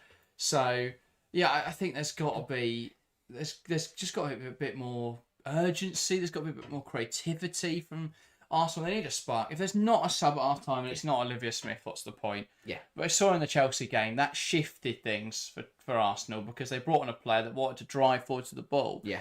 Big on Kelly, maybe it'll make a difference just because she will cross balls into the box, but I don't think it fundamentally. I don't think it makes your chance of scoring go up dramatically, other than the fact that the ball will actually be in the penalty area rather than just on the edge of it. But I don't think Arsenal are primed for just crossing the ball loads and seeing if it pays off. I think Smith, though, does change things. She'll be direct. She will be creative. She'll try and make things happen. Yeah, changes are crucial now for both sides. But especially for Arsenal, the quality they have got on that depth. Yeah, I think Smith's the obvious one. McCabe is something they've got to watch now, because Katie McCabe on a yellow card in the North London derby spells disaster, personally. So I think you've got to be watching that. And obviously you don't want to do that because McCabe has got a great delivery on her and can benefit you massively going forwards, but it doesn't benefit you with only having 10 players on the pitch. So it's something that Arsenal have got to watch. I think McCabe's a good player, but she's now one tackle away from being sent off, and that is something you've got to be careful of these kind of. One foul, not a good. She puts in a great tackle and gets sent off. But yeah, it's something you've got to watch. Do you bring Marnham in and put your world class forward up front? Maybe, might be a great idea. Who knows? But yeah, I think Marnham, a bit more physicality in there, just to offer you a bit more fight. I think Blackstairs done okay getting in behind, but Blackstone's strength is running in behind, but she's been outpaced today by both Koga and Hunt. And Koga's understandable, but she's not beaten either of them once, and that's the if she's going to run off the shoulder, great, but they've not really done that. Tottenham are too good at recovering at the moment, and Arsenal don't move the ball quick enough for it to be threatening. And I've not seen Blackstone make that run in behind and then pick her out. So. Yeah, I'd be tempted just to take her off and put in an attacking midfielder and then put Russo up front because Russo will hold up the ball, and then if you have wingers who are a bit more direct and want to run in that space behind, you can create danger in that way. But instead, it's just so slow and stagnant. Yeah, and I think again, why is Alessia Russo not up front? Blackstone has been in good form, yes, but then you rest Russo and bring Russo into the gap front. You don't shoehorn her in this weird central midfield, attacking midfield role. I really don't get that part. No other football club in the world would take a world-class striker and put them in attacking midfield to facilitate another striker. You've not watched Man City this season. Yes, that's different because Khadija Shaw is the better striker. She's the best striker in the world. But I think though the fundamental ideas are the same. They're just not executing in the same way. Because Man City have got... Shaw and Blackstenius, this will shock you, are not the same profile of striker. No. And having Shaw, who draws at least 2 or 3 players with her, does create space in the edge of the box for Viviana Miedema. The other difference is that Man City have Hasegawa, who is probably the most press-resistant midfielder in the world, alongside Blinkfield-Brown. And those two are excellent.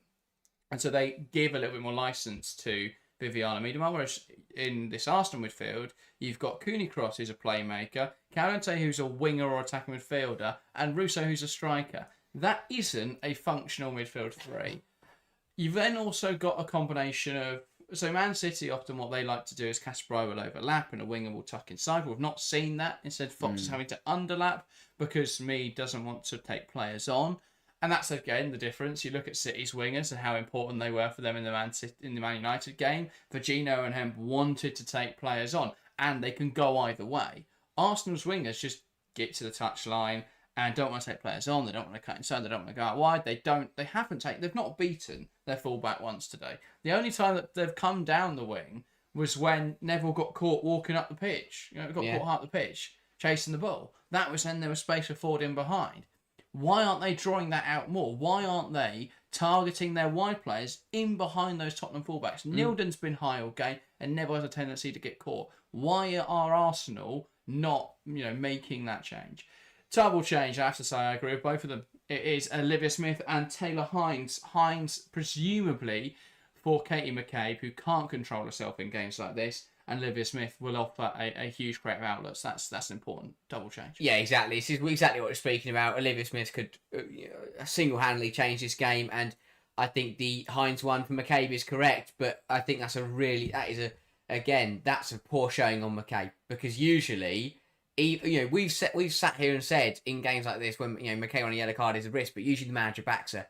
The fact that Slagers doesn't back McCabe to keep her cool on a yellow card speaks absolute volumes, and that has got to be a concern for just within the camp and for Arsenal, that the manager, McCabe's temperament means that not even the manager trusts her to keep it clean in the second 45.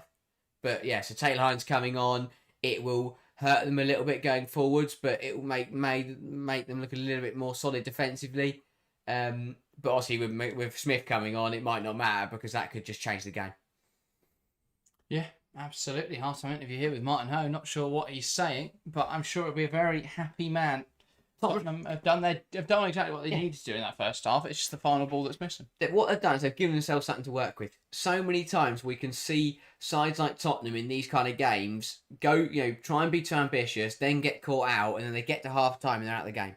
But at this point in the match, they are they're in this game. They've got a platform to work off. They've got something to build up, something to use and to work with. But yeah, no changes for Tottenham. Then 45 minutes to play, still 0-0 in the North London derby, and we are now going to see the double change for Arsenal, and that is Katie McCabe being replaced by Taylor Hines, and I assume Smith will come on, and it is for, I don't see Beth Mead there.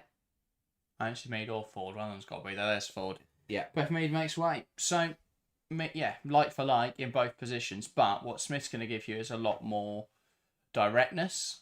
I want to take players on, and Hines isn't going to invert, and that will force Ford inside and actually have a wide player for Arsenal. So this could be interesting. But chance to get us back underway here at Brisbane Road. Knocks it back and underway for another 45 minutes of action here in this North London derby. It feels weird calling that because it hasn't felt much like a derby. The other player Tottenham I now gets the ball to every single time we come forwards is Jess Naz. Yeah, target Hines in behind. This battle will be interesting. Naz up against Taylor Hines. Hines forces her off. That's out for a Tottenham throw. Smart stuff from Naz just to see that out. And now here is Ash Neville. Everything might just come down this line. Yeah. Because Arsenal are going to try and use Hines in behind. Yeah, Hines getting wider. And I think Tottenham should target Hines in behind. Yeah. So basically, everyone else on the other side of the pitch should just go home. Because the ball is going to come down Tottenham's right and Arsenal's left every single time. And Hines there knocks down a play for a corner. And Tottenham now can put the ball into the box. Unorthodox, but I mean, it's like Tottenham's in the first minute. It's hard. Just go at Hines, throw it at her, do anything. And she's dealt with it well so far. Corner now. And it's Wimberg over this.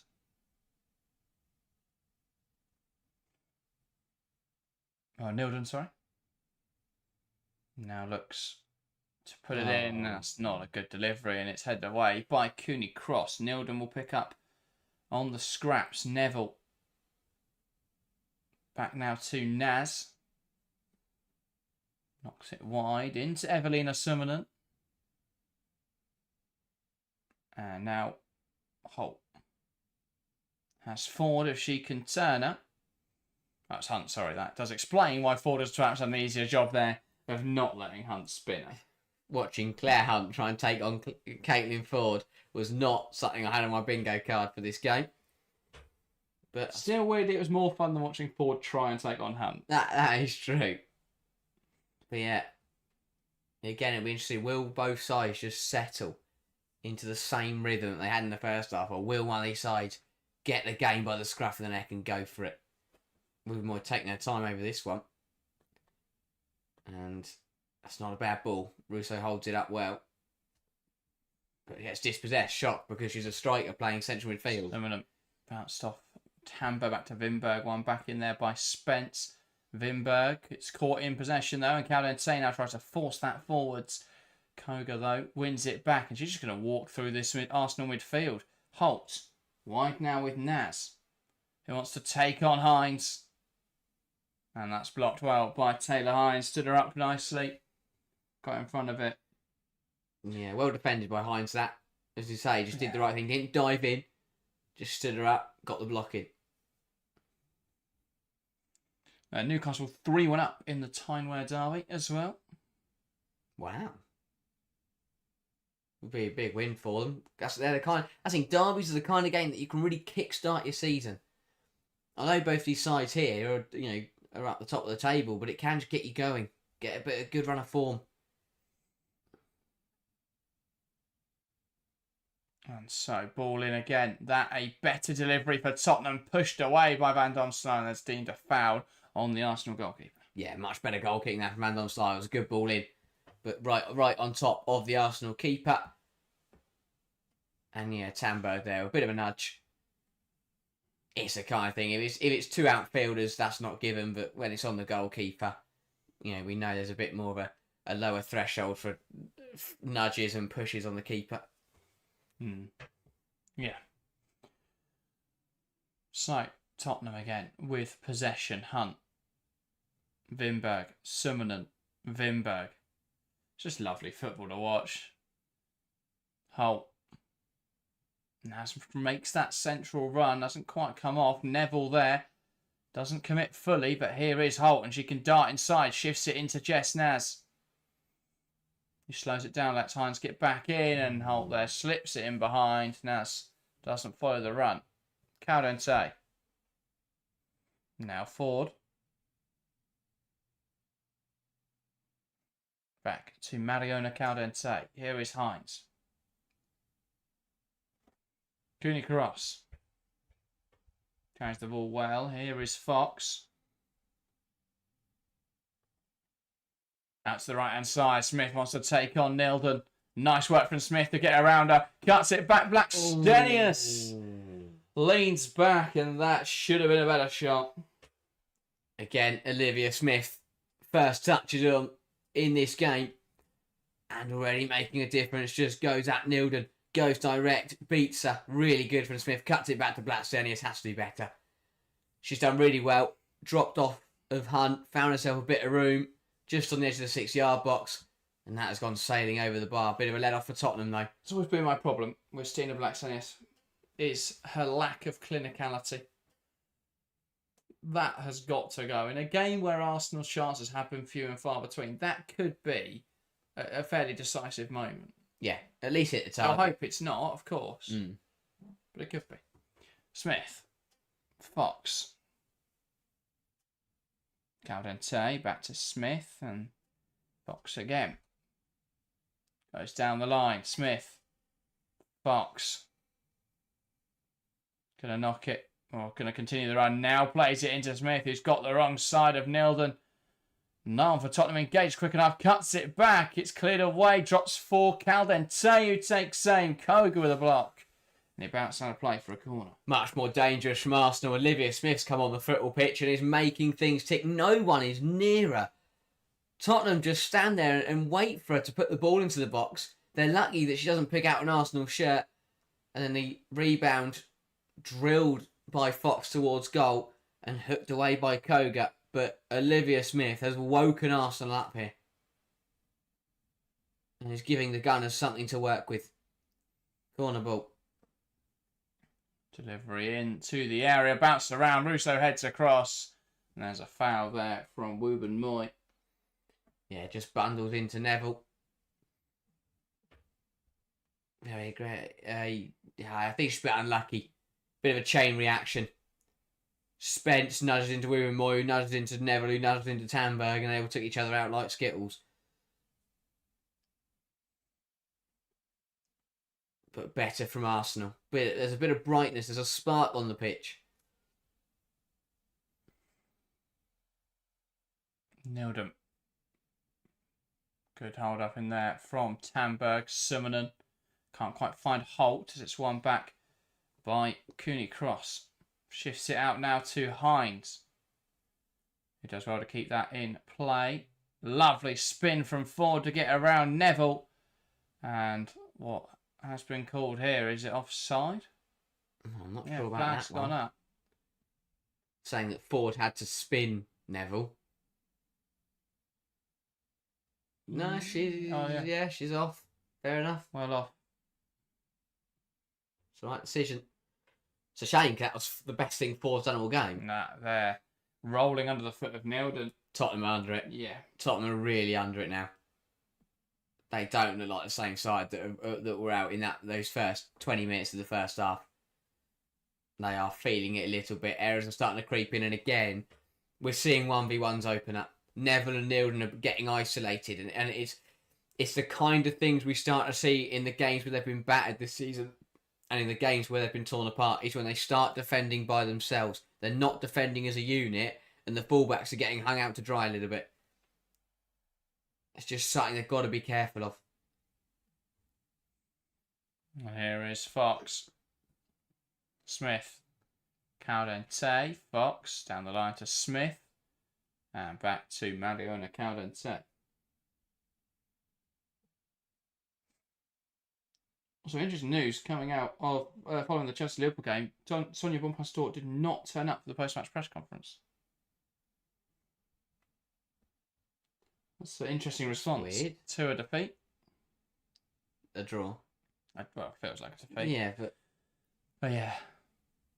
There's more to that. Out towards the right-hand side, headed out of play. And that is out for an Arsenal throw.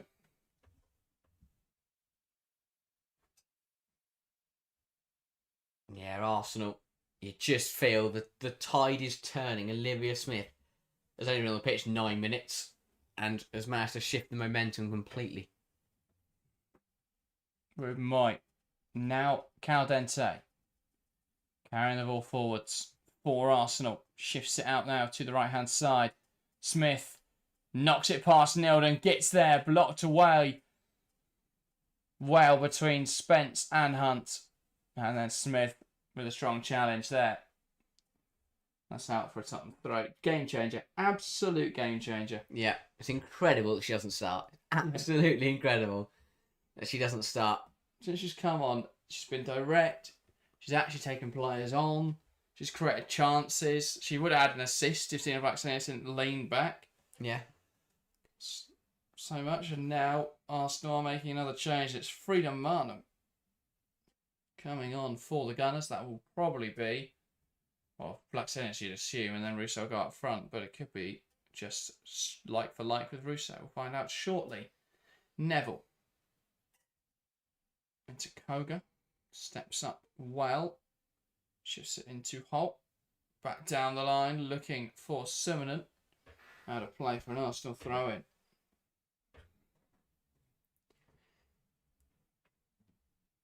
Simonen now down. Here Arsenal are going to make their change.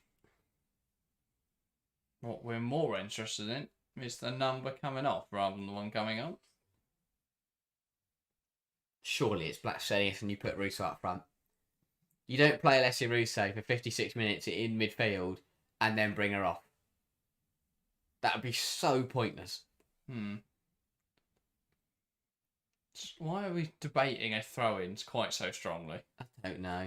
It's an Arsenal throw. And that is Stina Blackstenius. So Russo got up front and Marnham into the 10. Hallelujah.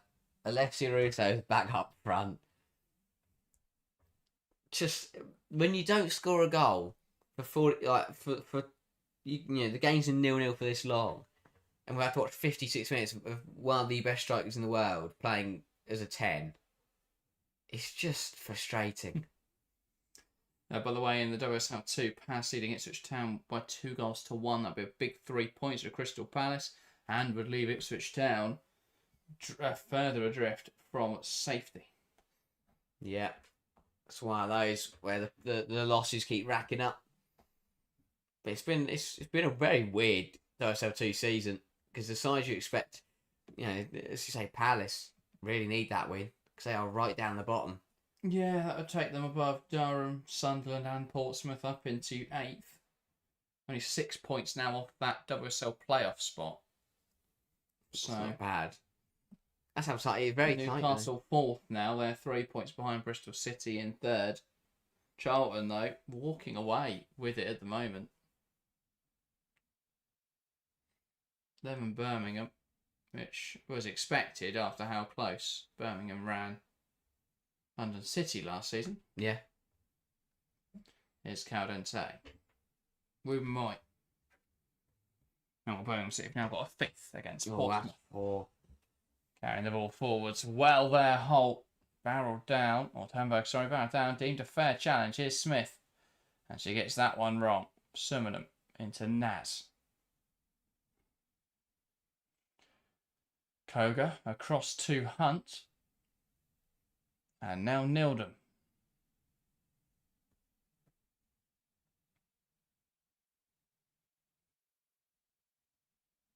Back to Hunt.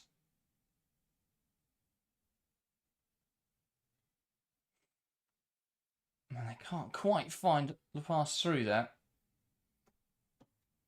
Tottenham. Ah, well. So Wi-Fi struggling again as Arsenal move the ball backwards. Here's Catley. Now Ruben Moy. Plays it forwards. And Wi-Fi doesn't like Arsenal playing so boring. And now Beth England, Tottenham making their first change. That's Beth England preparing to come on. So they're looking just for a little bit more decisiveness, perhaps, in the final third. I mean, where else would you want to look than Beth England? Kopp sends it forwards. The right-hand side. Holt can't quite get the flick on. Here's Ford over the shoulder. Koga does well. And then Neville tries to clear it away. Blocked. Smith. Marnham. Now Caldente. Fox overlaps. Ball across the box. Blocked brilliantly by Hunt. Caldente in the box. And that's one back by Nilden. And she lashes it clear. Tamberg gives chase. Tottenham need changes now. They're starting to tire. Yeah. And Arsenal now, after 3 subs, starting looking at it. Fox feeds it into Russo. Touch on to Smith in the box. Olivia Smith. Ooh. Effort saved well by Lisa Kopp. Bounced around. Still not dealt with. Naz gets it back.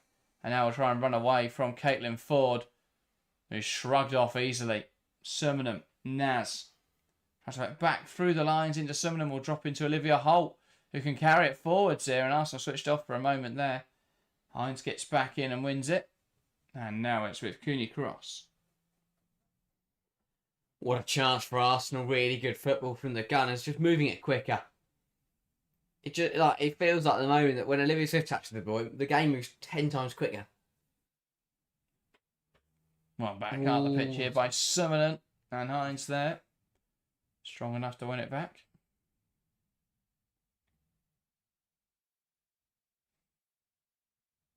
And so Hunt and Kopp's down with an injury.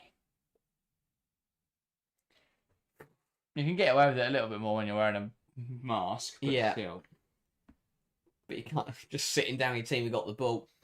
But really good football from Arsenal. Watching back this chance for Smith. Lovely ball into Russo. Flicks it beautifully into Smith. The touch to get past Koga's good. But the angle's quite narrow. But a really good save from Kopp. Stands strong. Gets 2 hands behind it. And manages to parry it away. Fired it straight into, I mean, obviously, don't know why the Sky Sports trying to show that as a penalty. It hits the arm of Naz, but that's touched into the body. No. Tucked in, her teammate smashed it at her with force from about 3 yards away. But yeah, chance now for both sides to get some drinks, to get some instructions in. Big 25, 30 minutes remaining. As you say, I think Tottenham really need subs. We really need changes. Yeah, you'd imagine they'll use this stoppage to bring Beth England on. Problem is to Tottenham, it's sort of who do you look at? I mean, obviously you've got England and Rybrink. Yeah. Grant. Yeah, that's it. There you go, 2. Then midfielders like Kit Graham and Olga Larson. But they do need legs in midfield soon, but it's going to be Beth England, the first change, and it'll be Katinka Tamberg to make way. I think that's probably a fair change. Yeah, it's not been Tambo's best game. She hasn't really been able to get involved. No, she struggled a bit, I think, to hold that ball up. England will do better than that at that. Yeah. Just get the ball into England, get her to hold it up. Bit more threat in the air. And again, obviously, the leadership that comes with it.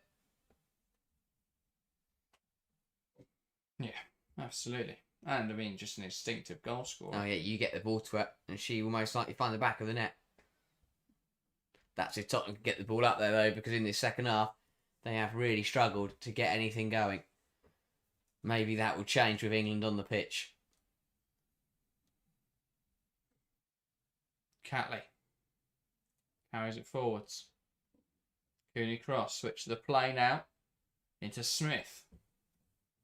He wants to take on Nilden. Smith does well. Cuts into the box. Head away well by Hunt. Now Vimberg. That's the best Nilden has been able to deal with Smith And Smith still gets the ball into the penalty area. Yeah. Just sums up the danger that Olivia Smith brings.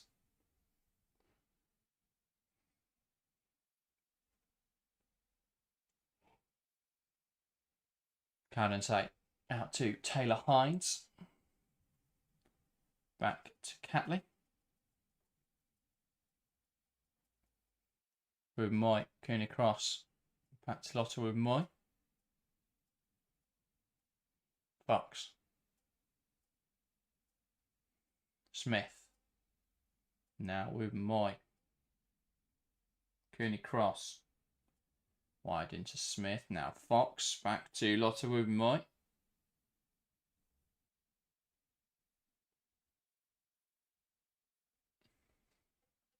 Cowden say switches the play. And Arsenal haven't had a shot in over an hour. That doesn't tell you everything that's about not, this game. that's not right not at all. accurate. But I don't know who's managing that because they got that horribly wrong earlier. yeah. Smith had one like 5 minutes ago. Yeah. It's on 61 minutes. Time of last shot. There's no indication that is that is a minute. You have the little line after it to indicate it's a minute. Yeah, that makes right. Yeah. When was Tottenham's? That was single digits, wasn't it? That was the 26th minute, I believe. But their last shot was in the 15th, so who knows? Yeah, that makes more sense. Still, though, shows Tottenham really have not come forwards in this second half. No, I mean, they're not a shot. No, a sniff. But again, Arsenal have only had 3 shots. They've all come from Smith just taking players on and doing something. Yeah. The system isn't that good. It doesn't work. Fundamentally, it doesn't work. Smith is good enough that she'll create chances on her own. Yeah. But why? But not starting her is criminal. Yeah.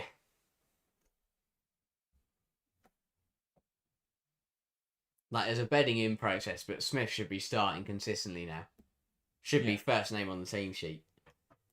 Only name on the team sheet is Marnham. Puts it in the box.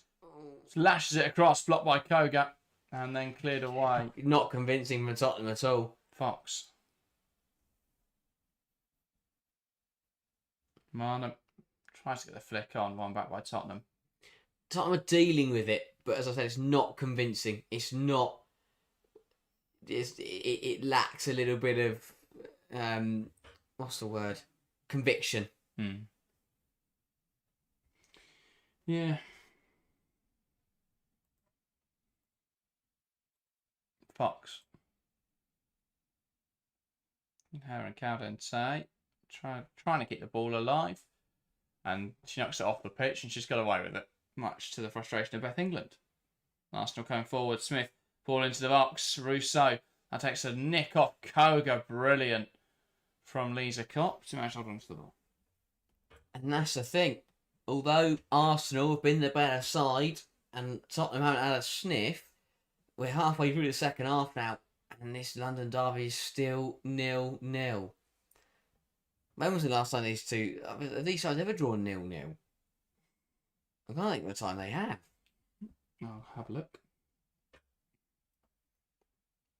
I see. We've had a couple of draws. No, one draw in the history of this match, and that came in the Women's League Cup back in 2023, 3-3 in that way. That weren't 0-0. Oh, there was a 1-1 as well. Sorry, back in 2021 was the other draw, where Rachel Williams' early strike or second half strike, was ruled out by Viviana Miedema's 92nd minute equaliser. Wow. Rolling back the years, nilled and tries to bring terrifyingly, down that Arsenal team isn't too different. Smith, ball in. Koga gets it clear. Marnham now. Ball in. Head away well by Neville. Hines up in the air. Chested down well by Cooney Cross. Now Caldente. Knocks it wide. Chancellor Smith. Ball in, and that's claimed well. Yeah, by Lisa Kopp. Again, it's just everyone in the Tottenham shirt. Let's stand and watch Olivia Smith run at us and hope she doesn't do anything. Ball gets shifted out here. Nilden is jogging out. But Smith puts the ball in too close to the goalkeeper. Yeah, Tottenham need change. They need something. They need a bit of life. They have been under it in this second half, and they're not really showing any signs of, fighting back. Interesting if they can land anything in the next 20 minutes. So Smith is impactful as a viewer, but the productivity is lacking. Well, considering she's created the only 3 shots Arsenal have mustered up in this second half, I disagree to an extent, Phil. She's the only player that's actually taken anyone on, and she put a ball across the box, which would have been an assist, but Blacksenia skewed it miles over the bar. She's got into some really good positions. There's another cutback. Didn't quite find its intended target, but again, the runs weren't great on that one. Hines knocks out a play. So Tottenham throwing on this near side. Tottenham looking to build down the right-hand side. Double change coming for Tottenham. That is Artinen and Thomas. Will Martha Thomas score again? Ever? Will she ever score again? I think should be the question there. I mean, why? Spence. Oh, that's got to be a better ball. Tottenham had something going there. Vinberg wins it back. Jostling away, full possession. Ball in from Nilden. Headed up in the air from Catley. Now Hines. To be fair, has Martha Thomas scored since she scored against Arsenal? Yeah, she must have. She must have. She got... Please tell me she has. 0 double 7 goals last season, didn't she? And then 7 in the season before, which is the same season she scored against Arsenal. She must have scored a goal after Arsenal. Must she? But again, though, why are you bringing her into this game? 19 minutes ago, the North London derby, she hasn't scored. Oh, yeah, she scored on the final day and defeat to Tottenham. Well, that's the opening day. Defeat to... Oh, right. Chelsea, sorry, yeah. Tottenham got a corner. They haven't made their changes just yet. So Thomas and Arsenal are still waiting in the wings. Vinberg with the ball in. Dealt with just about by Ruben White. Holt. That's not great. Suman pokes it goalwards easy though for Van Domselaar. And that's probably Tottenham got a corner and done nothing with it. Got to use opportunities like that. You haven't had a shot in the second half. Just got to pull the trigger. Someone's got to have a go. But instead, wasteful. And Arsenal have the ball back. Got to use opportunities like that. Thomas's last Tottenham goal was that goal against Arsenal, I believe. That is ridiculous. Naz. Distribution again from Van Domselaar, pounced on. Holt has a shot. Tottenham had a shot in the second half. It's taken until the 72nd minute, but Holt's done it. Incredible stuff. Can they springboard off that now? It wasn't a great one. It was a very easy catch for Van Domselaar, but it hit the target. Catley. Hines. Good hold up there from Ford. Back to Hines, who plays it inside. On back well by Hunt. Koga. Neville. All the way back to Lisa Kopp. Hunt. Plays it forwards.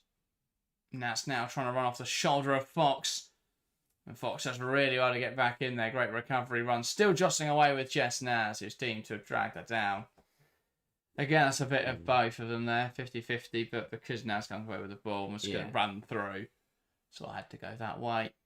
Catley. Good from both of them there, though. Naz, who initially knock it around Fox. We know, though, how good Fox's recovery runs are. Can Arsenal find something in the last... Cowden just slot it through there. It's one back well by Hunt.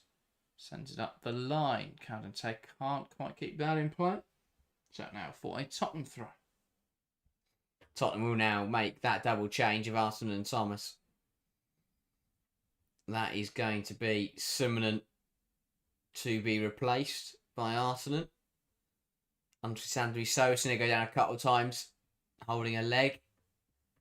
And just going to freshen up the midfield a little bit. Arsenal hopefully bring a bit of control. And Vinberg is coming off for Thomas. So Thomas is going on the left wing. It's right wing.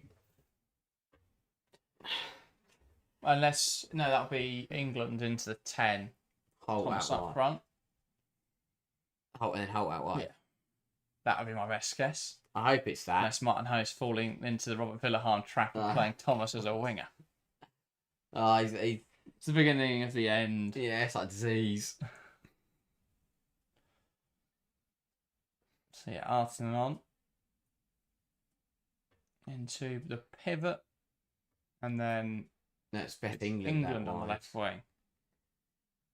Because what do you do? One of the best strikers in Derby history. You stick her on the left wing. She'll still do stuff from there, whereas Thomas wouldn't. True. Cooney cross. No, it's Thomas.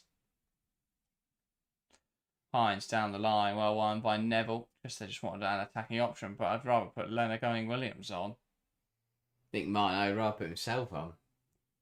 He has only scored one less goal in Derby than Martin Thomas has since this fixture last year. Not last year. Oh, sorry. Oh my, yeah, no. Oh my days. 2023. I didn't even think about that. Wow. 2 years. It's December 2023. 2 years since that game. She must have scored in the League Cup or something. She has. Yeah. She scored 1 goal in the League Cup last season. But she has one. She's got no league goals last season, no league goals this season. So far. It's going to happen Sorry, again. yeah. You go with 10. Here comes Fox. Caldente. Wide into Hines. And down the line into Ford. Caldente. Back to Ford. Lovely give and go. Getting Ford into the box. Not a great delivery. Spence does enough. And there's a foul in there as well as Marnham bundles into Drew Spence. I want to see that one back. I'm not sure there was much in it from either player. I think it's just the way that she bundles into her. Spence says it away. No, that's not a foul. Yeah, I get why he's given it because it just protects her. Because if Arsenal score from that and Spence is lying on the floor, it looks very dodgy. But Spence wasn't just fell over herself. She went for a diving header. Now Hunt. Spence. Lovely reverse round the corner. Into Holt. Now Naz. So take on Taylor Hines. Good defending there. Hines stands her up. Ford plays it forwards. Russo tries to run off the shoulder. Brilliant from Toko Koga to get back in and make the tackle. Stuck with her all the way. Ash Neville gets in front of that throw in from Ford.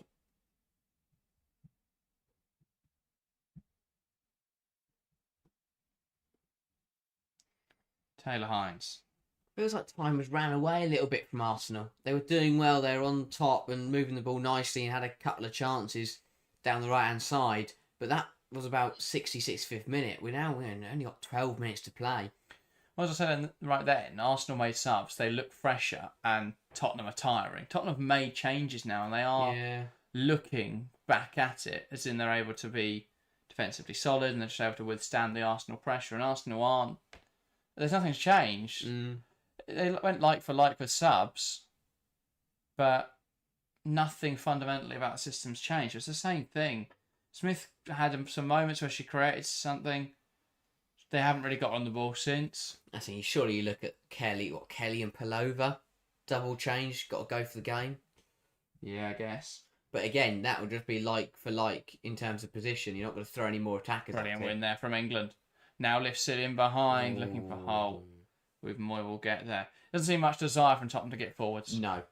They just want to hold out. It's a big point. If they're going to score, it's going to come from an error and it's going to be pounced on by someone like in England. It's not going to come from a brilliant flowing mood where they throw numbers forward. Fox now into Marnham.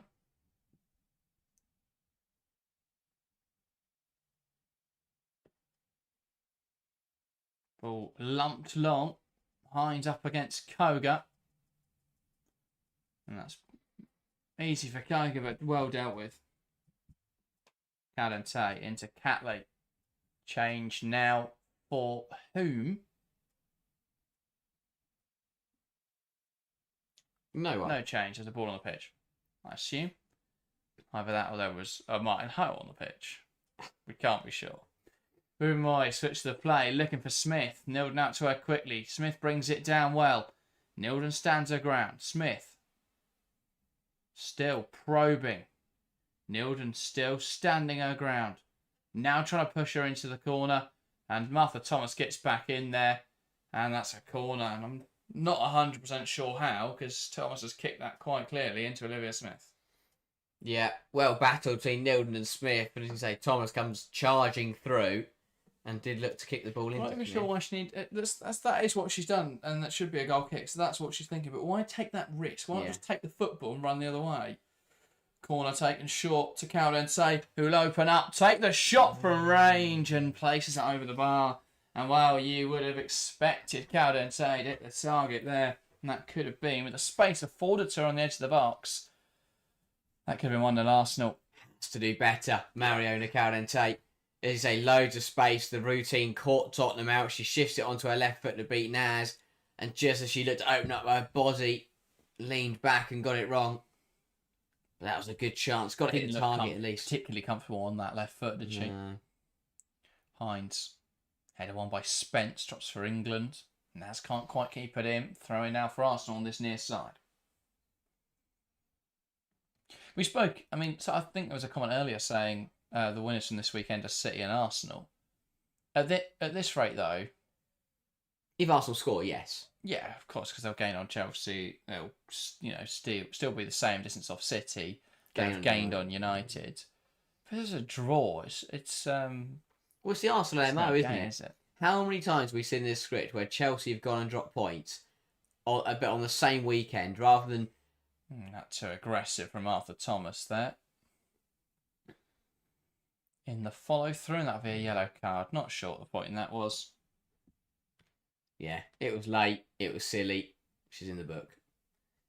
But yeah, how many times have we seen this before where Chelsea have gone and dropped points later in, presented a great opportunity for Arsenal to come through and gain on them, and then Arsenal go and drop points themselves? Yeah. Since so many times over the last couple of years. Martha Thomas doesn't even play enough football this year to have any data. Yeah. Other than Aerial Jules 1. She won loads? Yeah, she ranked the 91st percentile. Oh, wow. She just comes on into the ball. But yeah. Oh, sloppy. 137 minutes play though, 2 yellow cards. Here's Thomas. Knocks it down the line, need more on that. Will drop now. But Arsenal clips it forwards. Tottenham are just, when they get the ball, it's just, let's just kick it. And see what we can do with it. Augie says it'll be a beautiful 0-0. Denise says Arsenal's passing is atrocious, and that's it. I've seen enough. Denise is not happy. No. And I don't Do you know blame what? Fair enough. But this is awful. North London. This has not felt like a North London derby. Yeah. Genuinely, not felt like a North London derby. North London is boring. We'll change the song a Yeah. little bit. Lena Gunning-Williams is going to get an opportunity for Tottenham. It's probably be Naz off, you'd think, on Gunning-Williams on this right-hand side. This is better from Arsenal. Rousseau, brilliant interception from Drew Spencer. Stop that ball through the lines. What a tackle. Marnham would have been away. Can Arsenal find that final ball? Smith again. Ball in. And that has been deflected out for a corner. If Arsenal fail to win here, it will see them have drawn as many games as they have wins this season. Wow. It's a lot of draws. It is 4-4-1 would be their record. It'll be Tottenham's first draw of the campaign. Wow. Well, that adds up, actually. I wouldn't put it past them if they did concede or score in the next 6 minutes. And the only teams left to draw are Manchester City and London City. Terrible corner. Smith hooks it back up. Now Russo.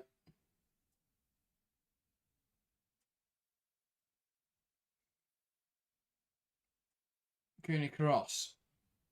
Holt slowing her in her tracks, trying to force her backwards. Pass across to Taylor Hines. Smith, switched to the left-hand side. Here's Ford. Ball in to the box. Leads a cop with a comfortable claim. Gets across well. The other problem for Arsenal is, again, there's been quite a few players on this pitch who are going to end, are going to go into Real Madrid on, is it Wednesday? Something like that, yeah. Yeah, it is. Yeah, it's Wednesday. I think it is Wednesday. And played another 90 minutes. Catley, Calrente, Fox. It's going to be 270 minutes across the last 8 days. Well, you wouldn't expect many changes, would you, for Arsenal? And then they go into that Real Madrid game, which is a must-win. Free kick down the edge of the box. Naz there deemed too aggressive in her prevention of Fox driving forwards. Silly that one, because I think Fox was going to overplay the pass anyway. And Naz actually comes in after the ball's been played and gives her a nudge. Didn't need to do that, just Naz. And Arsenal have a chance to put this in the box. Got to be a better free kick. Got to be on the money. Get it into that penalty area and pick out a red shirt. It's in too many of these just aimlessly floated off the pitch or over the bar or played short and messed up. Right, it's Gunning Williams for Tottenham and Kelly for Arsenal. And now will be Chloe Kelly on Ford to replace Caitlin Ford. Ford has not had a particularly productive afternoon, hasn't offered much to the Arsenal attack. Which is crazy to think, because she's been running at Ash Neville for 86 minutes. Hasn't ran out at once. No. If she had, she probably would have had a lot more joy. Big last few minutes. I would expect quite a lengthy additional time as well. So there is still time to find a winner. Cooney cross to take this one. Lays it into the box. That'll bounce through. Catley puts it back in there. And now Naz gets it clear. And there's a bit of distance on that clearance. Just going to take time for Van Domselaar to get up to it. Cooney cross again. Up against Naz. Naz assertive in forcing her backwards. And now Fox. Again, Arsenal from their own free kick. Within 20 seconds later, have ended up back with their goalkeeper. Russ says, what do you think is going to happen to Jenna Nicewong? I hope she can escape Arsenal soon and find a place to play. I'd expect her to leave in January, especially with the rumour of Smila Holmberg joining. We expect that to be announced in the next few weeks. Yeah, I'd expect her to move on. Likely back to the NWSL. Doesn't seem to have had a great time in Europe. Great claim from Lisa Kopp. The Arsenal fans complain. But, I mean, what was Russo expecting to happen there? Yeah, they've just collided. Kopp's got to the ball first. That makes a difference. Obviously, if Russo gets there first and they collide, that's a penalty. But Kopp's gone out, got the ball, and then just collided with Russo. Nothing wrong with that. Very good goalkeeping from Kopp. Gets it right. How many times do we see goalkeepers that get it wrong? Either they miss the ball, or they get the player and don't get the ball. Or, it's very easy to get that wrong, but well defended. It will be a drop ball, but only 2 minutes now left of the 90. Still goalless. I can't remember the last time we watched a 0-0 draw in the WSL. Should I find out the last 0-0 draw? Yeah. I can't think of one. Just think if we've had a single one. Aston Villa, Leicester City. A game where Aston Villa had about 50 chances. Oh, yeah. I remember that. Yeah, to be fair. Gunning Williams on for Olivia Holt. Interesting. So I assume that is England into the 10, Thomas up front, Gunning Williams, Naz onto the left, Gunning Williams onto the right. You could just be Gunning Williams to the left and then Thomas up front. Potentially. Could be Gunning Williams up front, we're not sure. It's Naz to the left, Gunning Williams to the right. It's with Neville now. There's offside flag as well. Tottenham won't mind that at all. And so I think everyone is going to shirk the responsibility here. So they took up. As we tick towards the 90th minute. There's got to be, what, 6 I know. Well, to be fair, get goals. Potts been Yeah, down. Klopp had a sit down, had a subs. I'd say 6. I think they want drama. I'm not going to get it. It's going 0-0 unless Tottenham score now. Spence knocks into Gunning Williams. Neville back down the line towards Leonard Gunning Williams, who keeps it in touch, wants to take on Hines. Hines deals with the well. I have to say, I know Tottenham haven't really ran down this right side, but Taylor Hines has done a good job today. Yeah, she has. But Quite early stages of the half, definitely. Especially compared to McCabe. Happy. 5 minutes of additional time. Probably about right. And, Tottenham will be hoping they can eke out the point. Drops now for Spence. Just going to knock it in behind the fullback. And that will roll towards definitely Van Domselaar. Arsenal don't look a side who need to score in the next 4.5 minutes. No. I know Tottenham are a good side this season, but as you say, both sides seem pretty happy to settle for a draw. Which, if you're Arsenal, you really shouldn't be. Yeah. But at the moment, Man City are going to be big winners coming out this weekend. And London City, actually, as well. This result's perfect for them. They'll be right behind these two.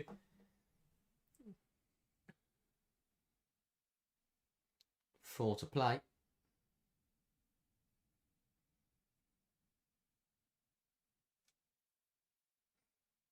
So scrappy. It's so neither side can really get a foot on the ball. Arsenal goes back into Hunt. Now across to Neville. Looks to play it in behind. And now Gunning Williams breaking down the right-hand side. And Van Domselaar lashes out a play as the Tottenham throw on the near side. I'll tell you what, if Gunning Williams had ran a little bit quicker, I think she might have got there. She was jogging up to that one. I don't know, you don't want to bust a gut and then miss it and then you're out of position, but I think that would have been very close if Gunning Williams had put her foot down a little bit. Have Tottenham arguably been too tentative? Like, it will probably get them a draw, and that's important. And you can argue, if they had gone for the game where they've given it away, Cooney cross court, Gunning Williams into Martha Thomas.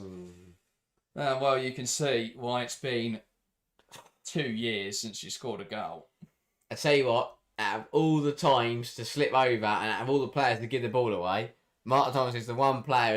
If I'm Cooney cross there, that is the one player I want to give it away to. That was a very hairy moment. For Cooney Cross, gives the ball away. Gunning Williams lays it into Thomas, who took the touch out of her feet, let fly, and found the seats about 15 rows back in that stand. Poor pass from Van Domselaar. Runs out for a Tottenham throw. And this is getting a little bit sloppy. Gunning Williams running? This is getting very sloppy for Arsenal in the latter stages. 2 minutes to play. What's another masterclass from us? Somebody needs to tell them it's Tottenham. Should be battering. No excuses for this. Had to play for a Tottenham throw. It is not. That's the weird thing, because as much as, it's understandable Tottenham are playing, seeing this game out. Arsenal look like they're seeing this game out. Yeah. To the same extent. It's odd. It's really odd. At least Eidevall would have thrown on 7 strikers by now. Yeah. Throw in now for Tottenham. Tottenham's going to see the last minute and a half out sat in this corner. I just think when it's not working, you go like for like changes. Gunning Williams offside. 1.5 minutes to go.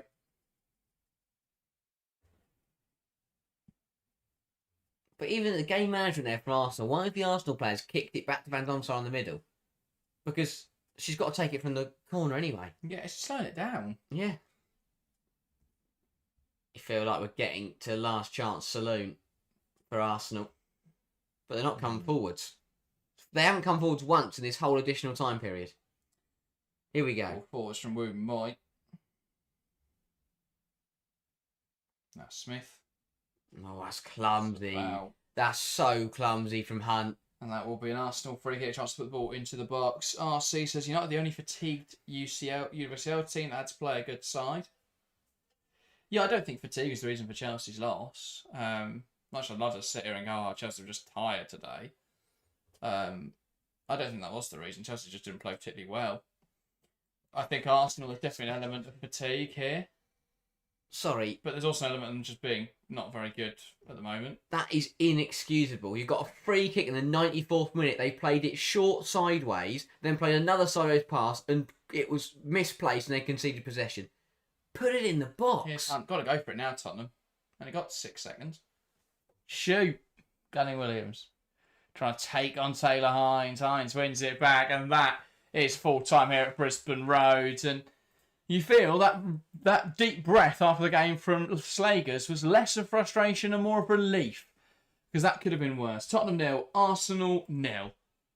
What a drab North London derby.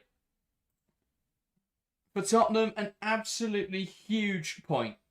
They fought well, and they made life difficult for their noisy neighbours. For Arsenal, one big chance created in 90 minutes, which Braxton missed. Other than that, they failed to create opportunities. Again, it's the same old from Arsenal. 13 shots, just 4 on target. 1.68 XG. Looks brilliant on paper until you realise that 0.58 of that was Steven Braxton's one shot, and the rest is just lots of very small chances for the other 12 shots. Yeah. Once again, Arsenal too slow, too stagnant, struggle to create, not only create chances, but also chances of quality.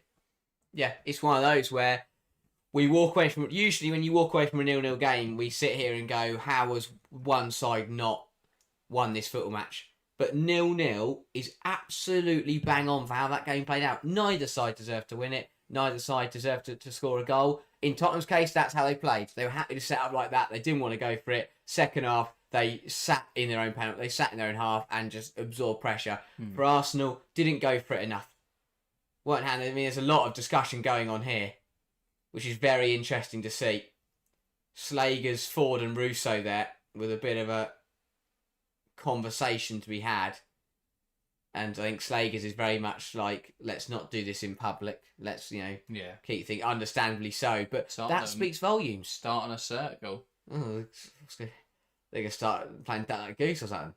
But yeah, Tottenham will be happy with that. A point at home to Arsenal. If you told them that last season, they looked miles off that. Just shows how the improvement that we've seen from Tottenham so far this season. They will take that clean sheet and a point against Arsenal. But yeah, the Gunners, again, another really poor performance.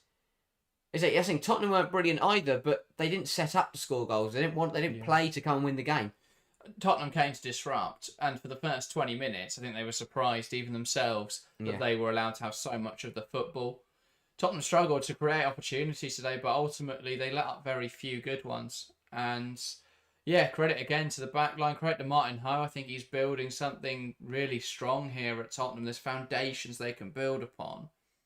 This was another big result. It's one of those where you look at the winners of the weekend, and obviously it's Manchester City, but it's London City who've made the biggest ground. They're only 2 points off United in third. And it's West Ham who are suddenly not looking completely hopeless. That needs investigating. 2 points on United. People will say that I don't like London City, and it's not that, but they have genuinely not been that good. You cannot tell me that they have played good enough to be 2 points off the Champions League spaces. They have just scored corners. 14 goals this season, for London City. 7 have come from open play. The other 7, 4 from set pieces, 2 from penalties, and 1 own goal. That is not sustainable. How do they keep getting... We'll talk about it on Tuesday. But yeah, I mean, as you say, big win. Manchester City and Andre Eglerts. What a weekend for them. Perfect weekend.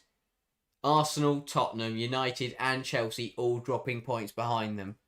They are starting to build a bit of a gap. They really are. City, 3 points now. But it's not even that gap to Chelsea. It's the gap behind now. Even though Chelsea are only 3 points off. How many points have they now got to United in third? It is 7 points to United, 8 points to Arsenal. They've got a 3-game buffer to third place. So yes, it's only they're only one game or they're only one win ahead of Chelsea, but they're now 7 points and what is effectively 3 games. City would have to lose 3 games now to fall behind United. Bailey and ET Blue says you don't like LCL. It's okay to be honest. Bay says you can't continue to know LCL. Look at who they lost to. Yeah, but if you've actually watched any of their games rather than just go, oh look, Michel Kang's a big money team, then all of the goals they've scored have come from mistakes from the opposition, and it's bizarre how they keep getting away with it. I mean, Aston Villa today were incredibly wasteful in front of goal, but London City today scored 3 goals from. So the first half XG was 0.30. They had a goal in the first half from Saki Kumagai. They created very little. Second half, they had 3 total shots, created 1.73 XG. They're in the goal. They're in, yeah. They are genuinely in the goal. Aston Villa were wasteful with their shots. But the 3 goals today for London City were all massive mistakes. So London City had 3 shots in the second half and scored 2 goals. Yes, 2 shots on target. 2 goals. And this is what I mean. That is not sustainable. How can you get away with that in the top division? But that's the thing. They've got to. If it is one game, but it's been every game for London City. Yeah. ET Blue says they force those mistakes. Sure. You don't have 3 shots and scored 2 goals. And when Kumagai walked into the penalty area for that first corner, I mean, Freya Godfrey must have come out of the goal. He must have been behind the goal line and backheeled it or something. Isabel Goodwin. Well, I've never seen an XG chance of 1.00. That is ridiculous. See, that is like to have out of 100 times, basically that chance would go in every single time. Yeah, it's statistically impossible to miss it. That is absurd. How does that happen? And that's what I mean. That's not through having that's not through, you don't create that.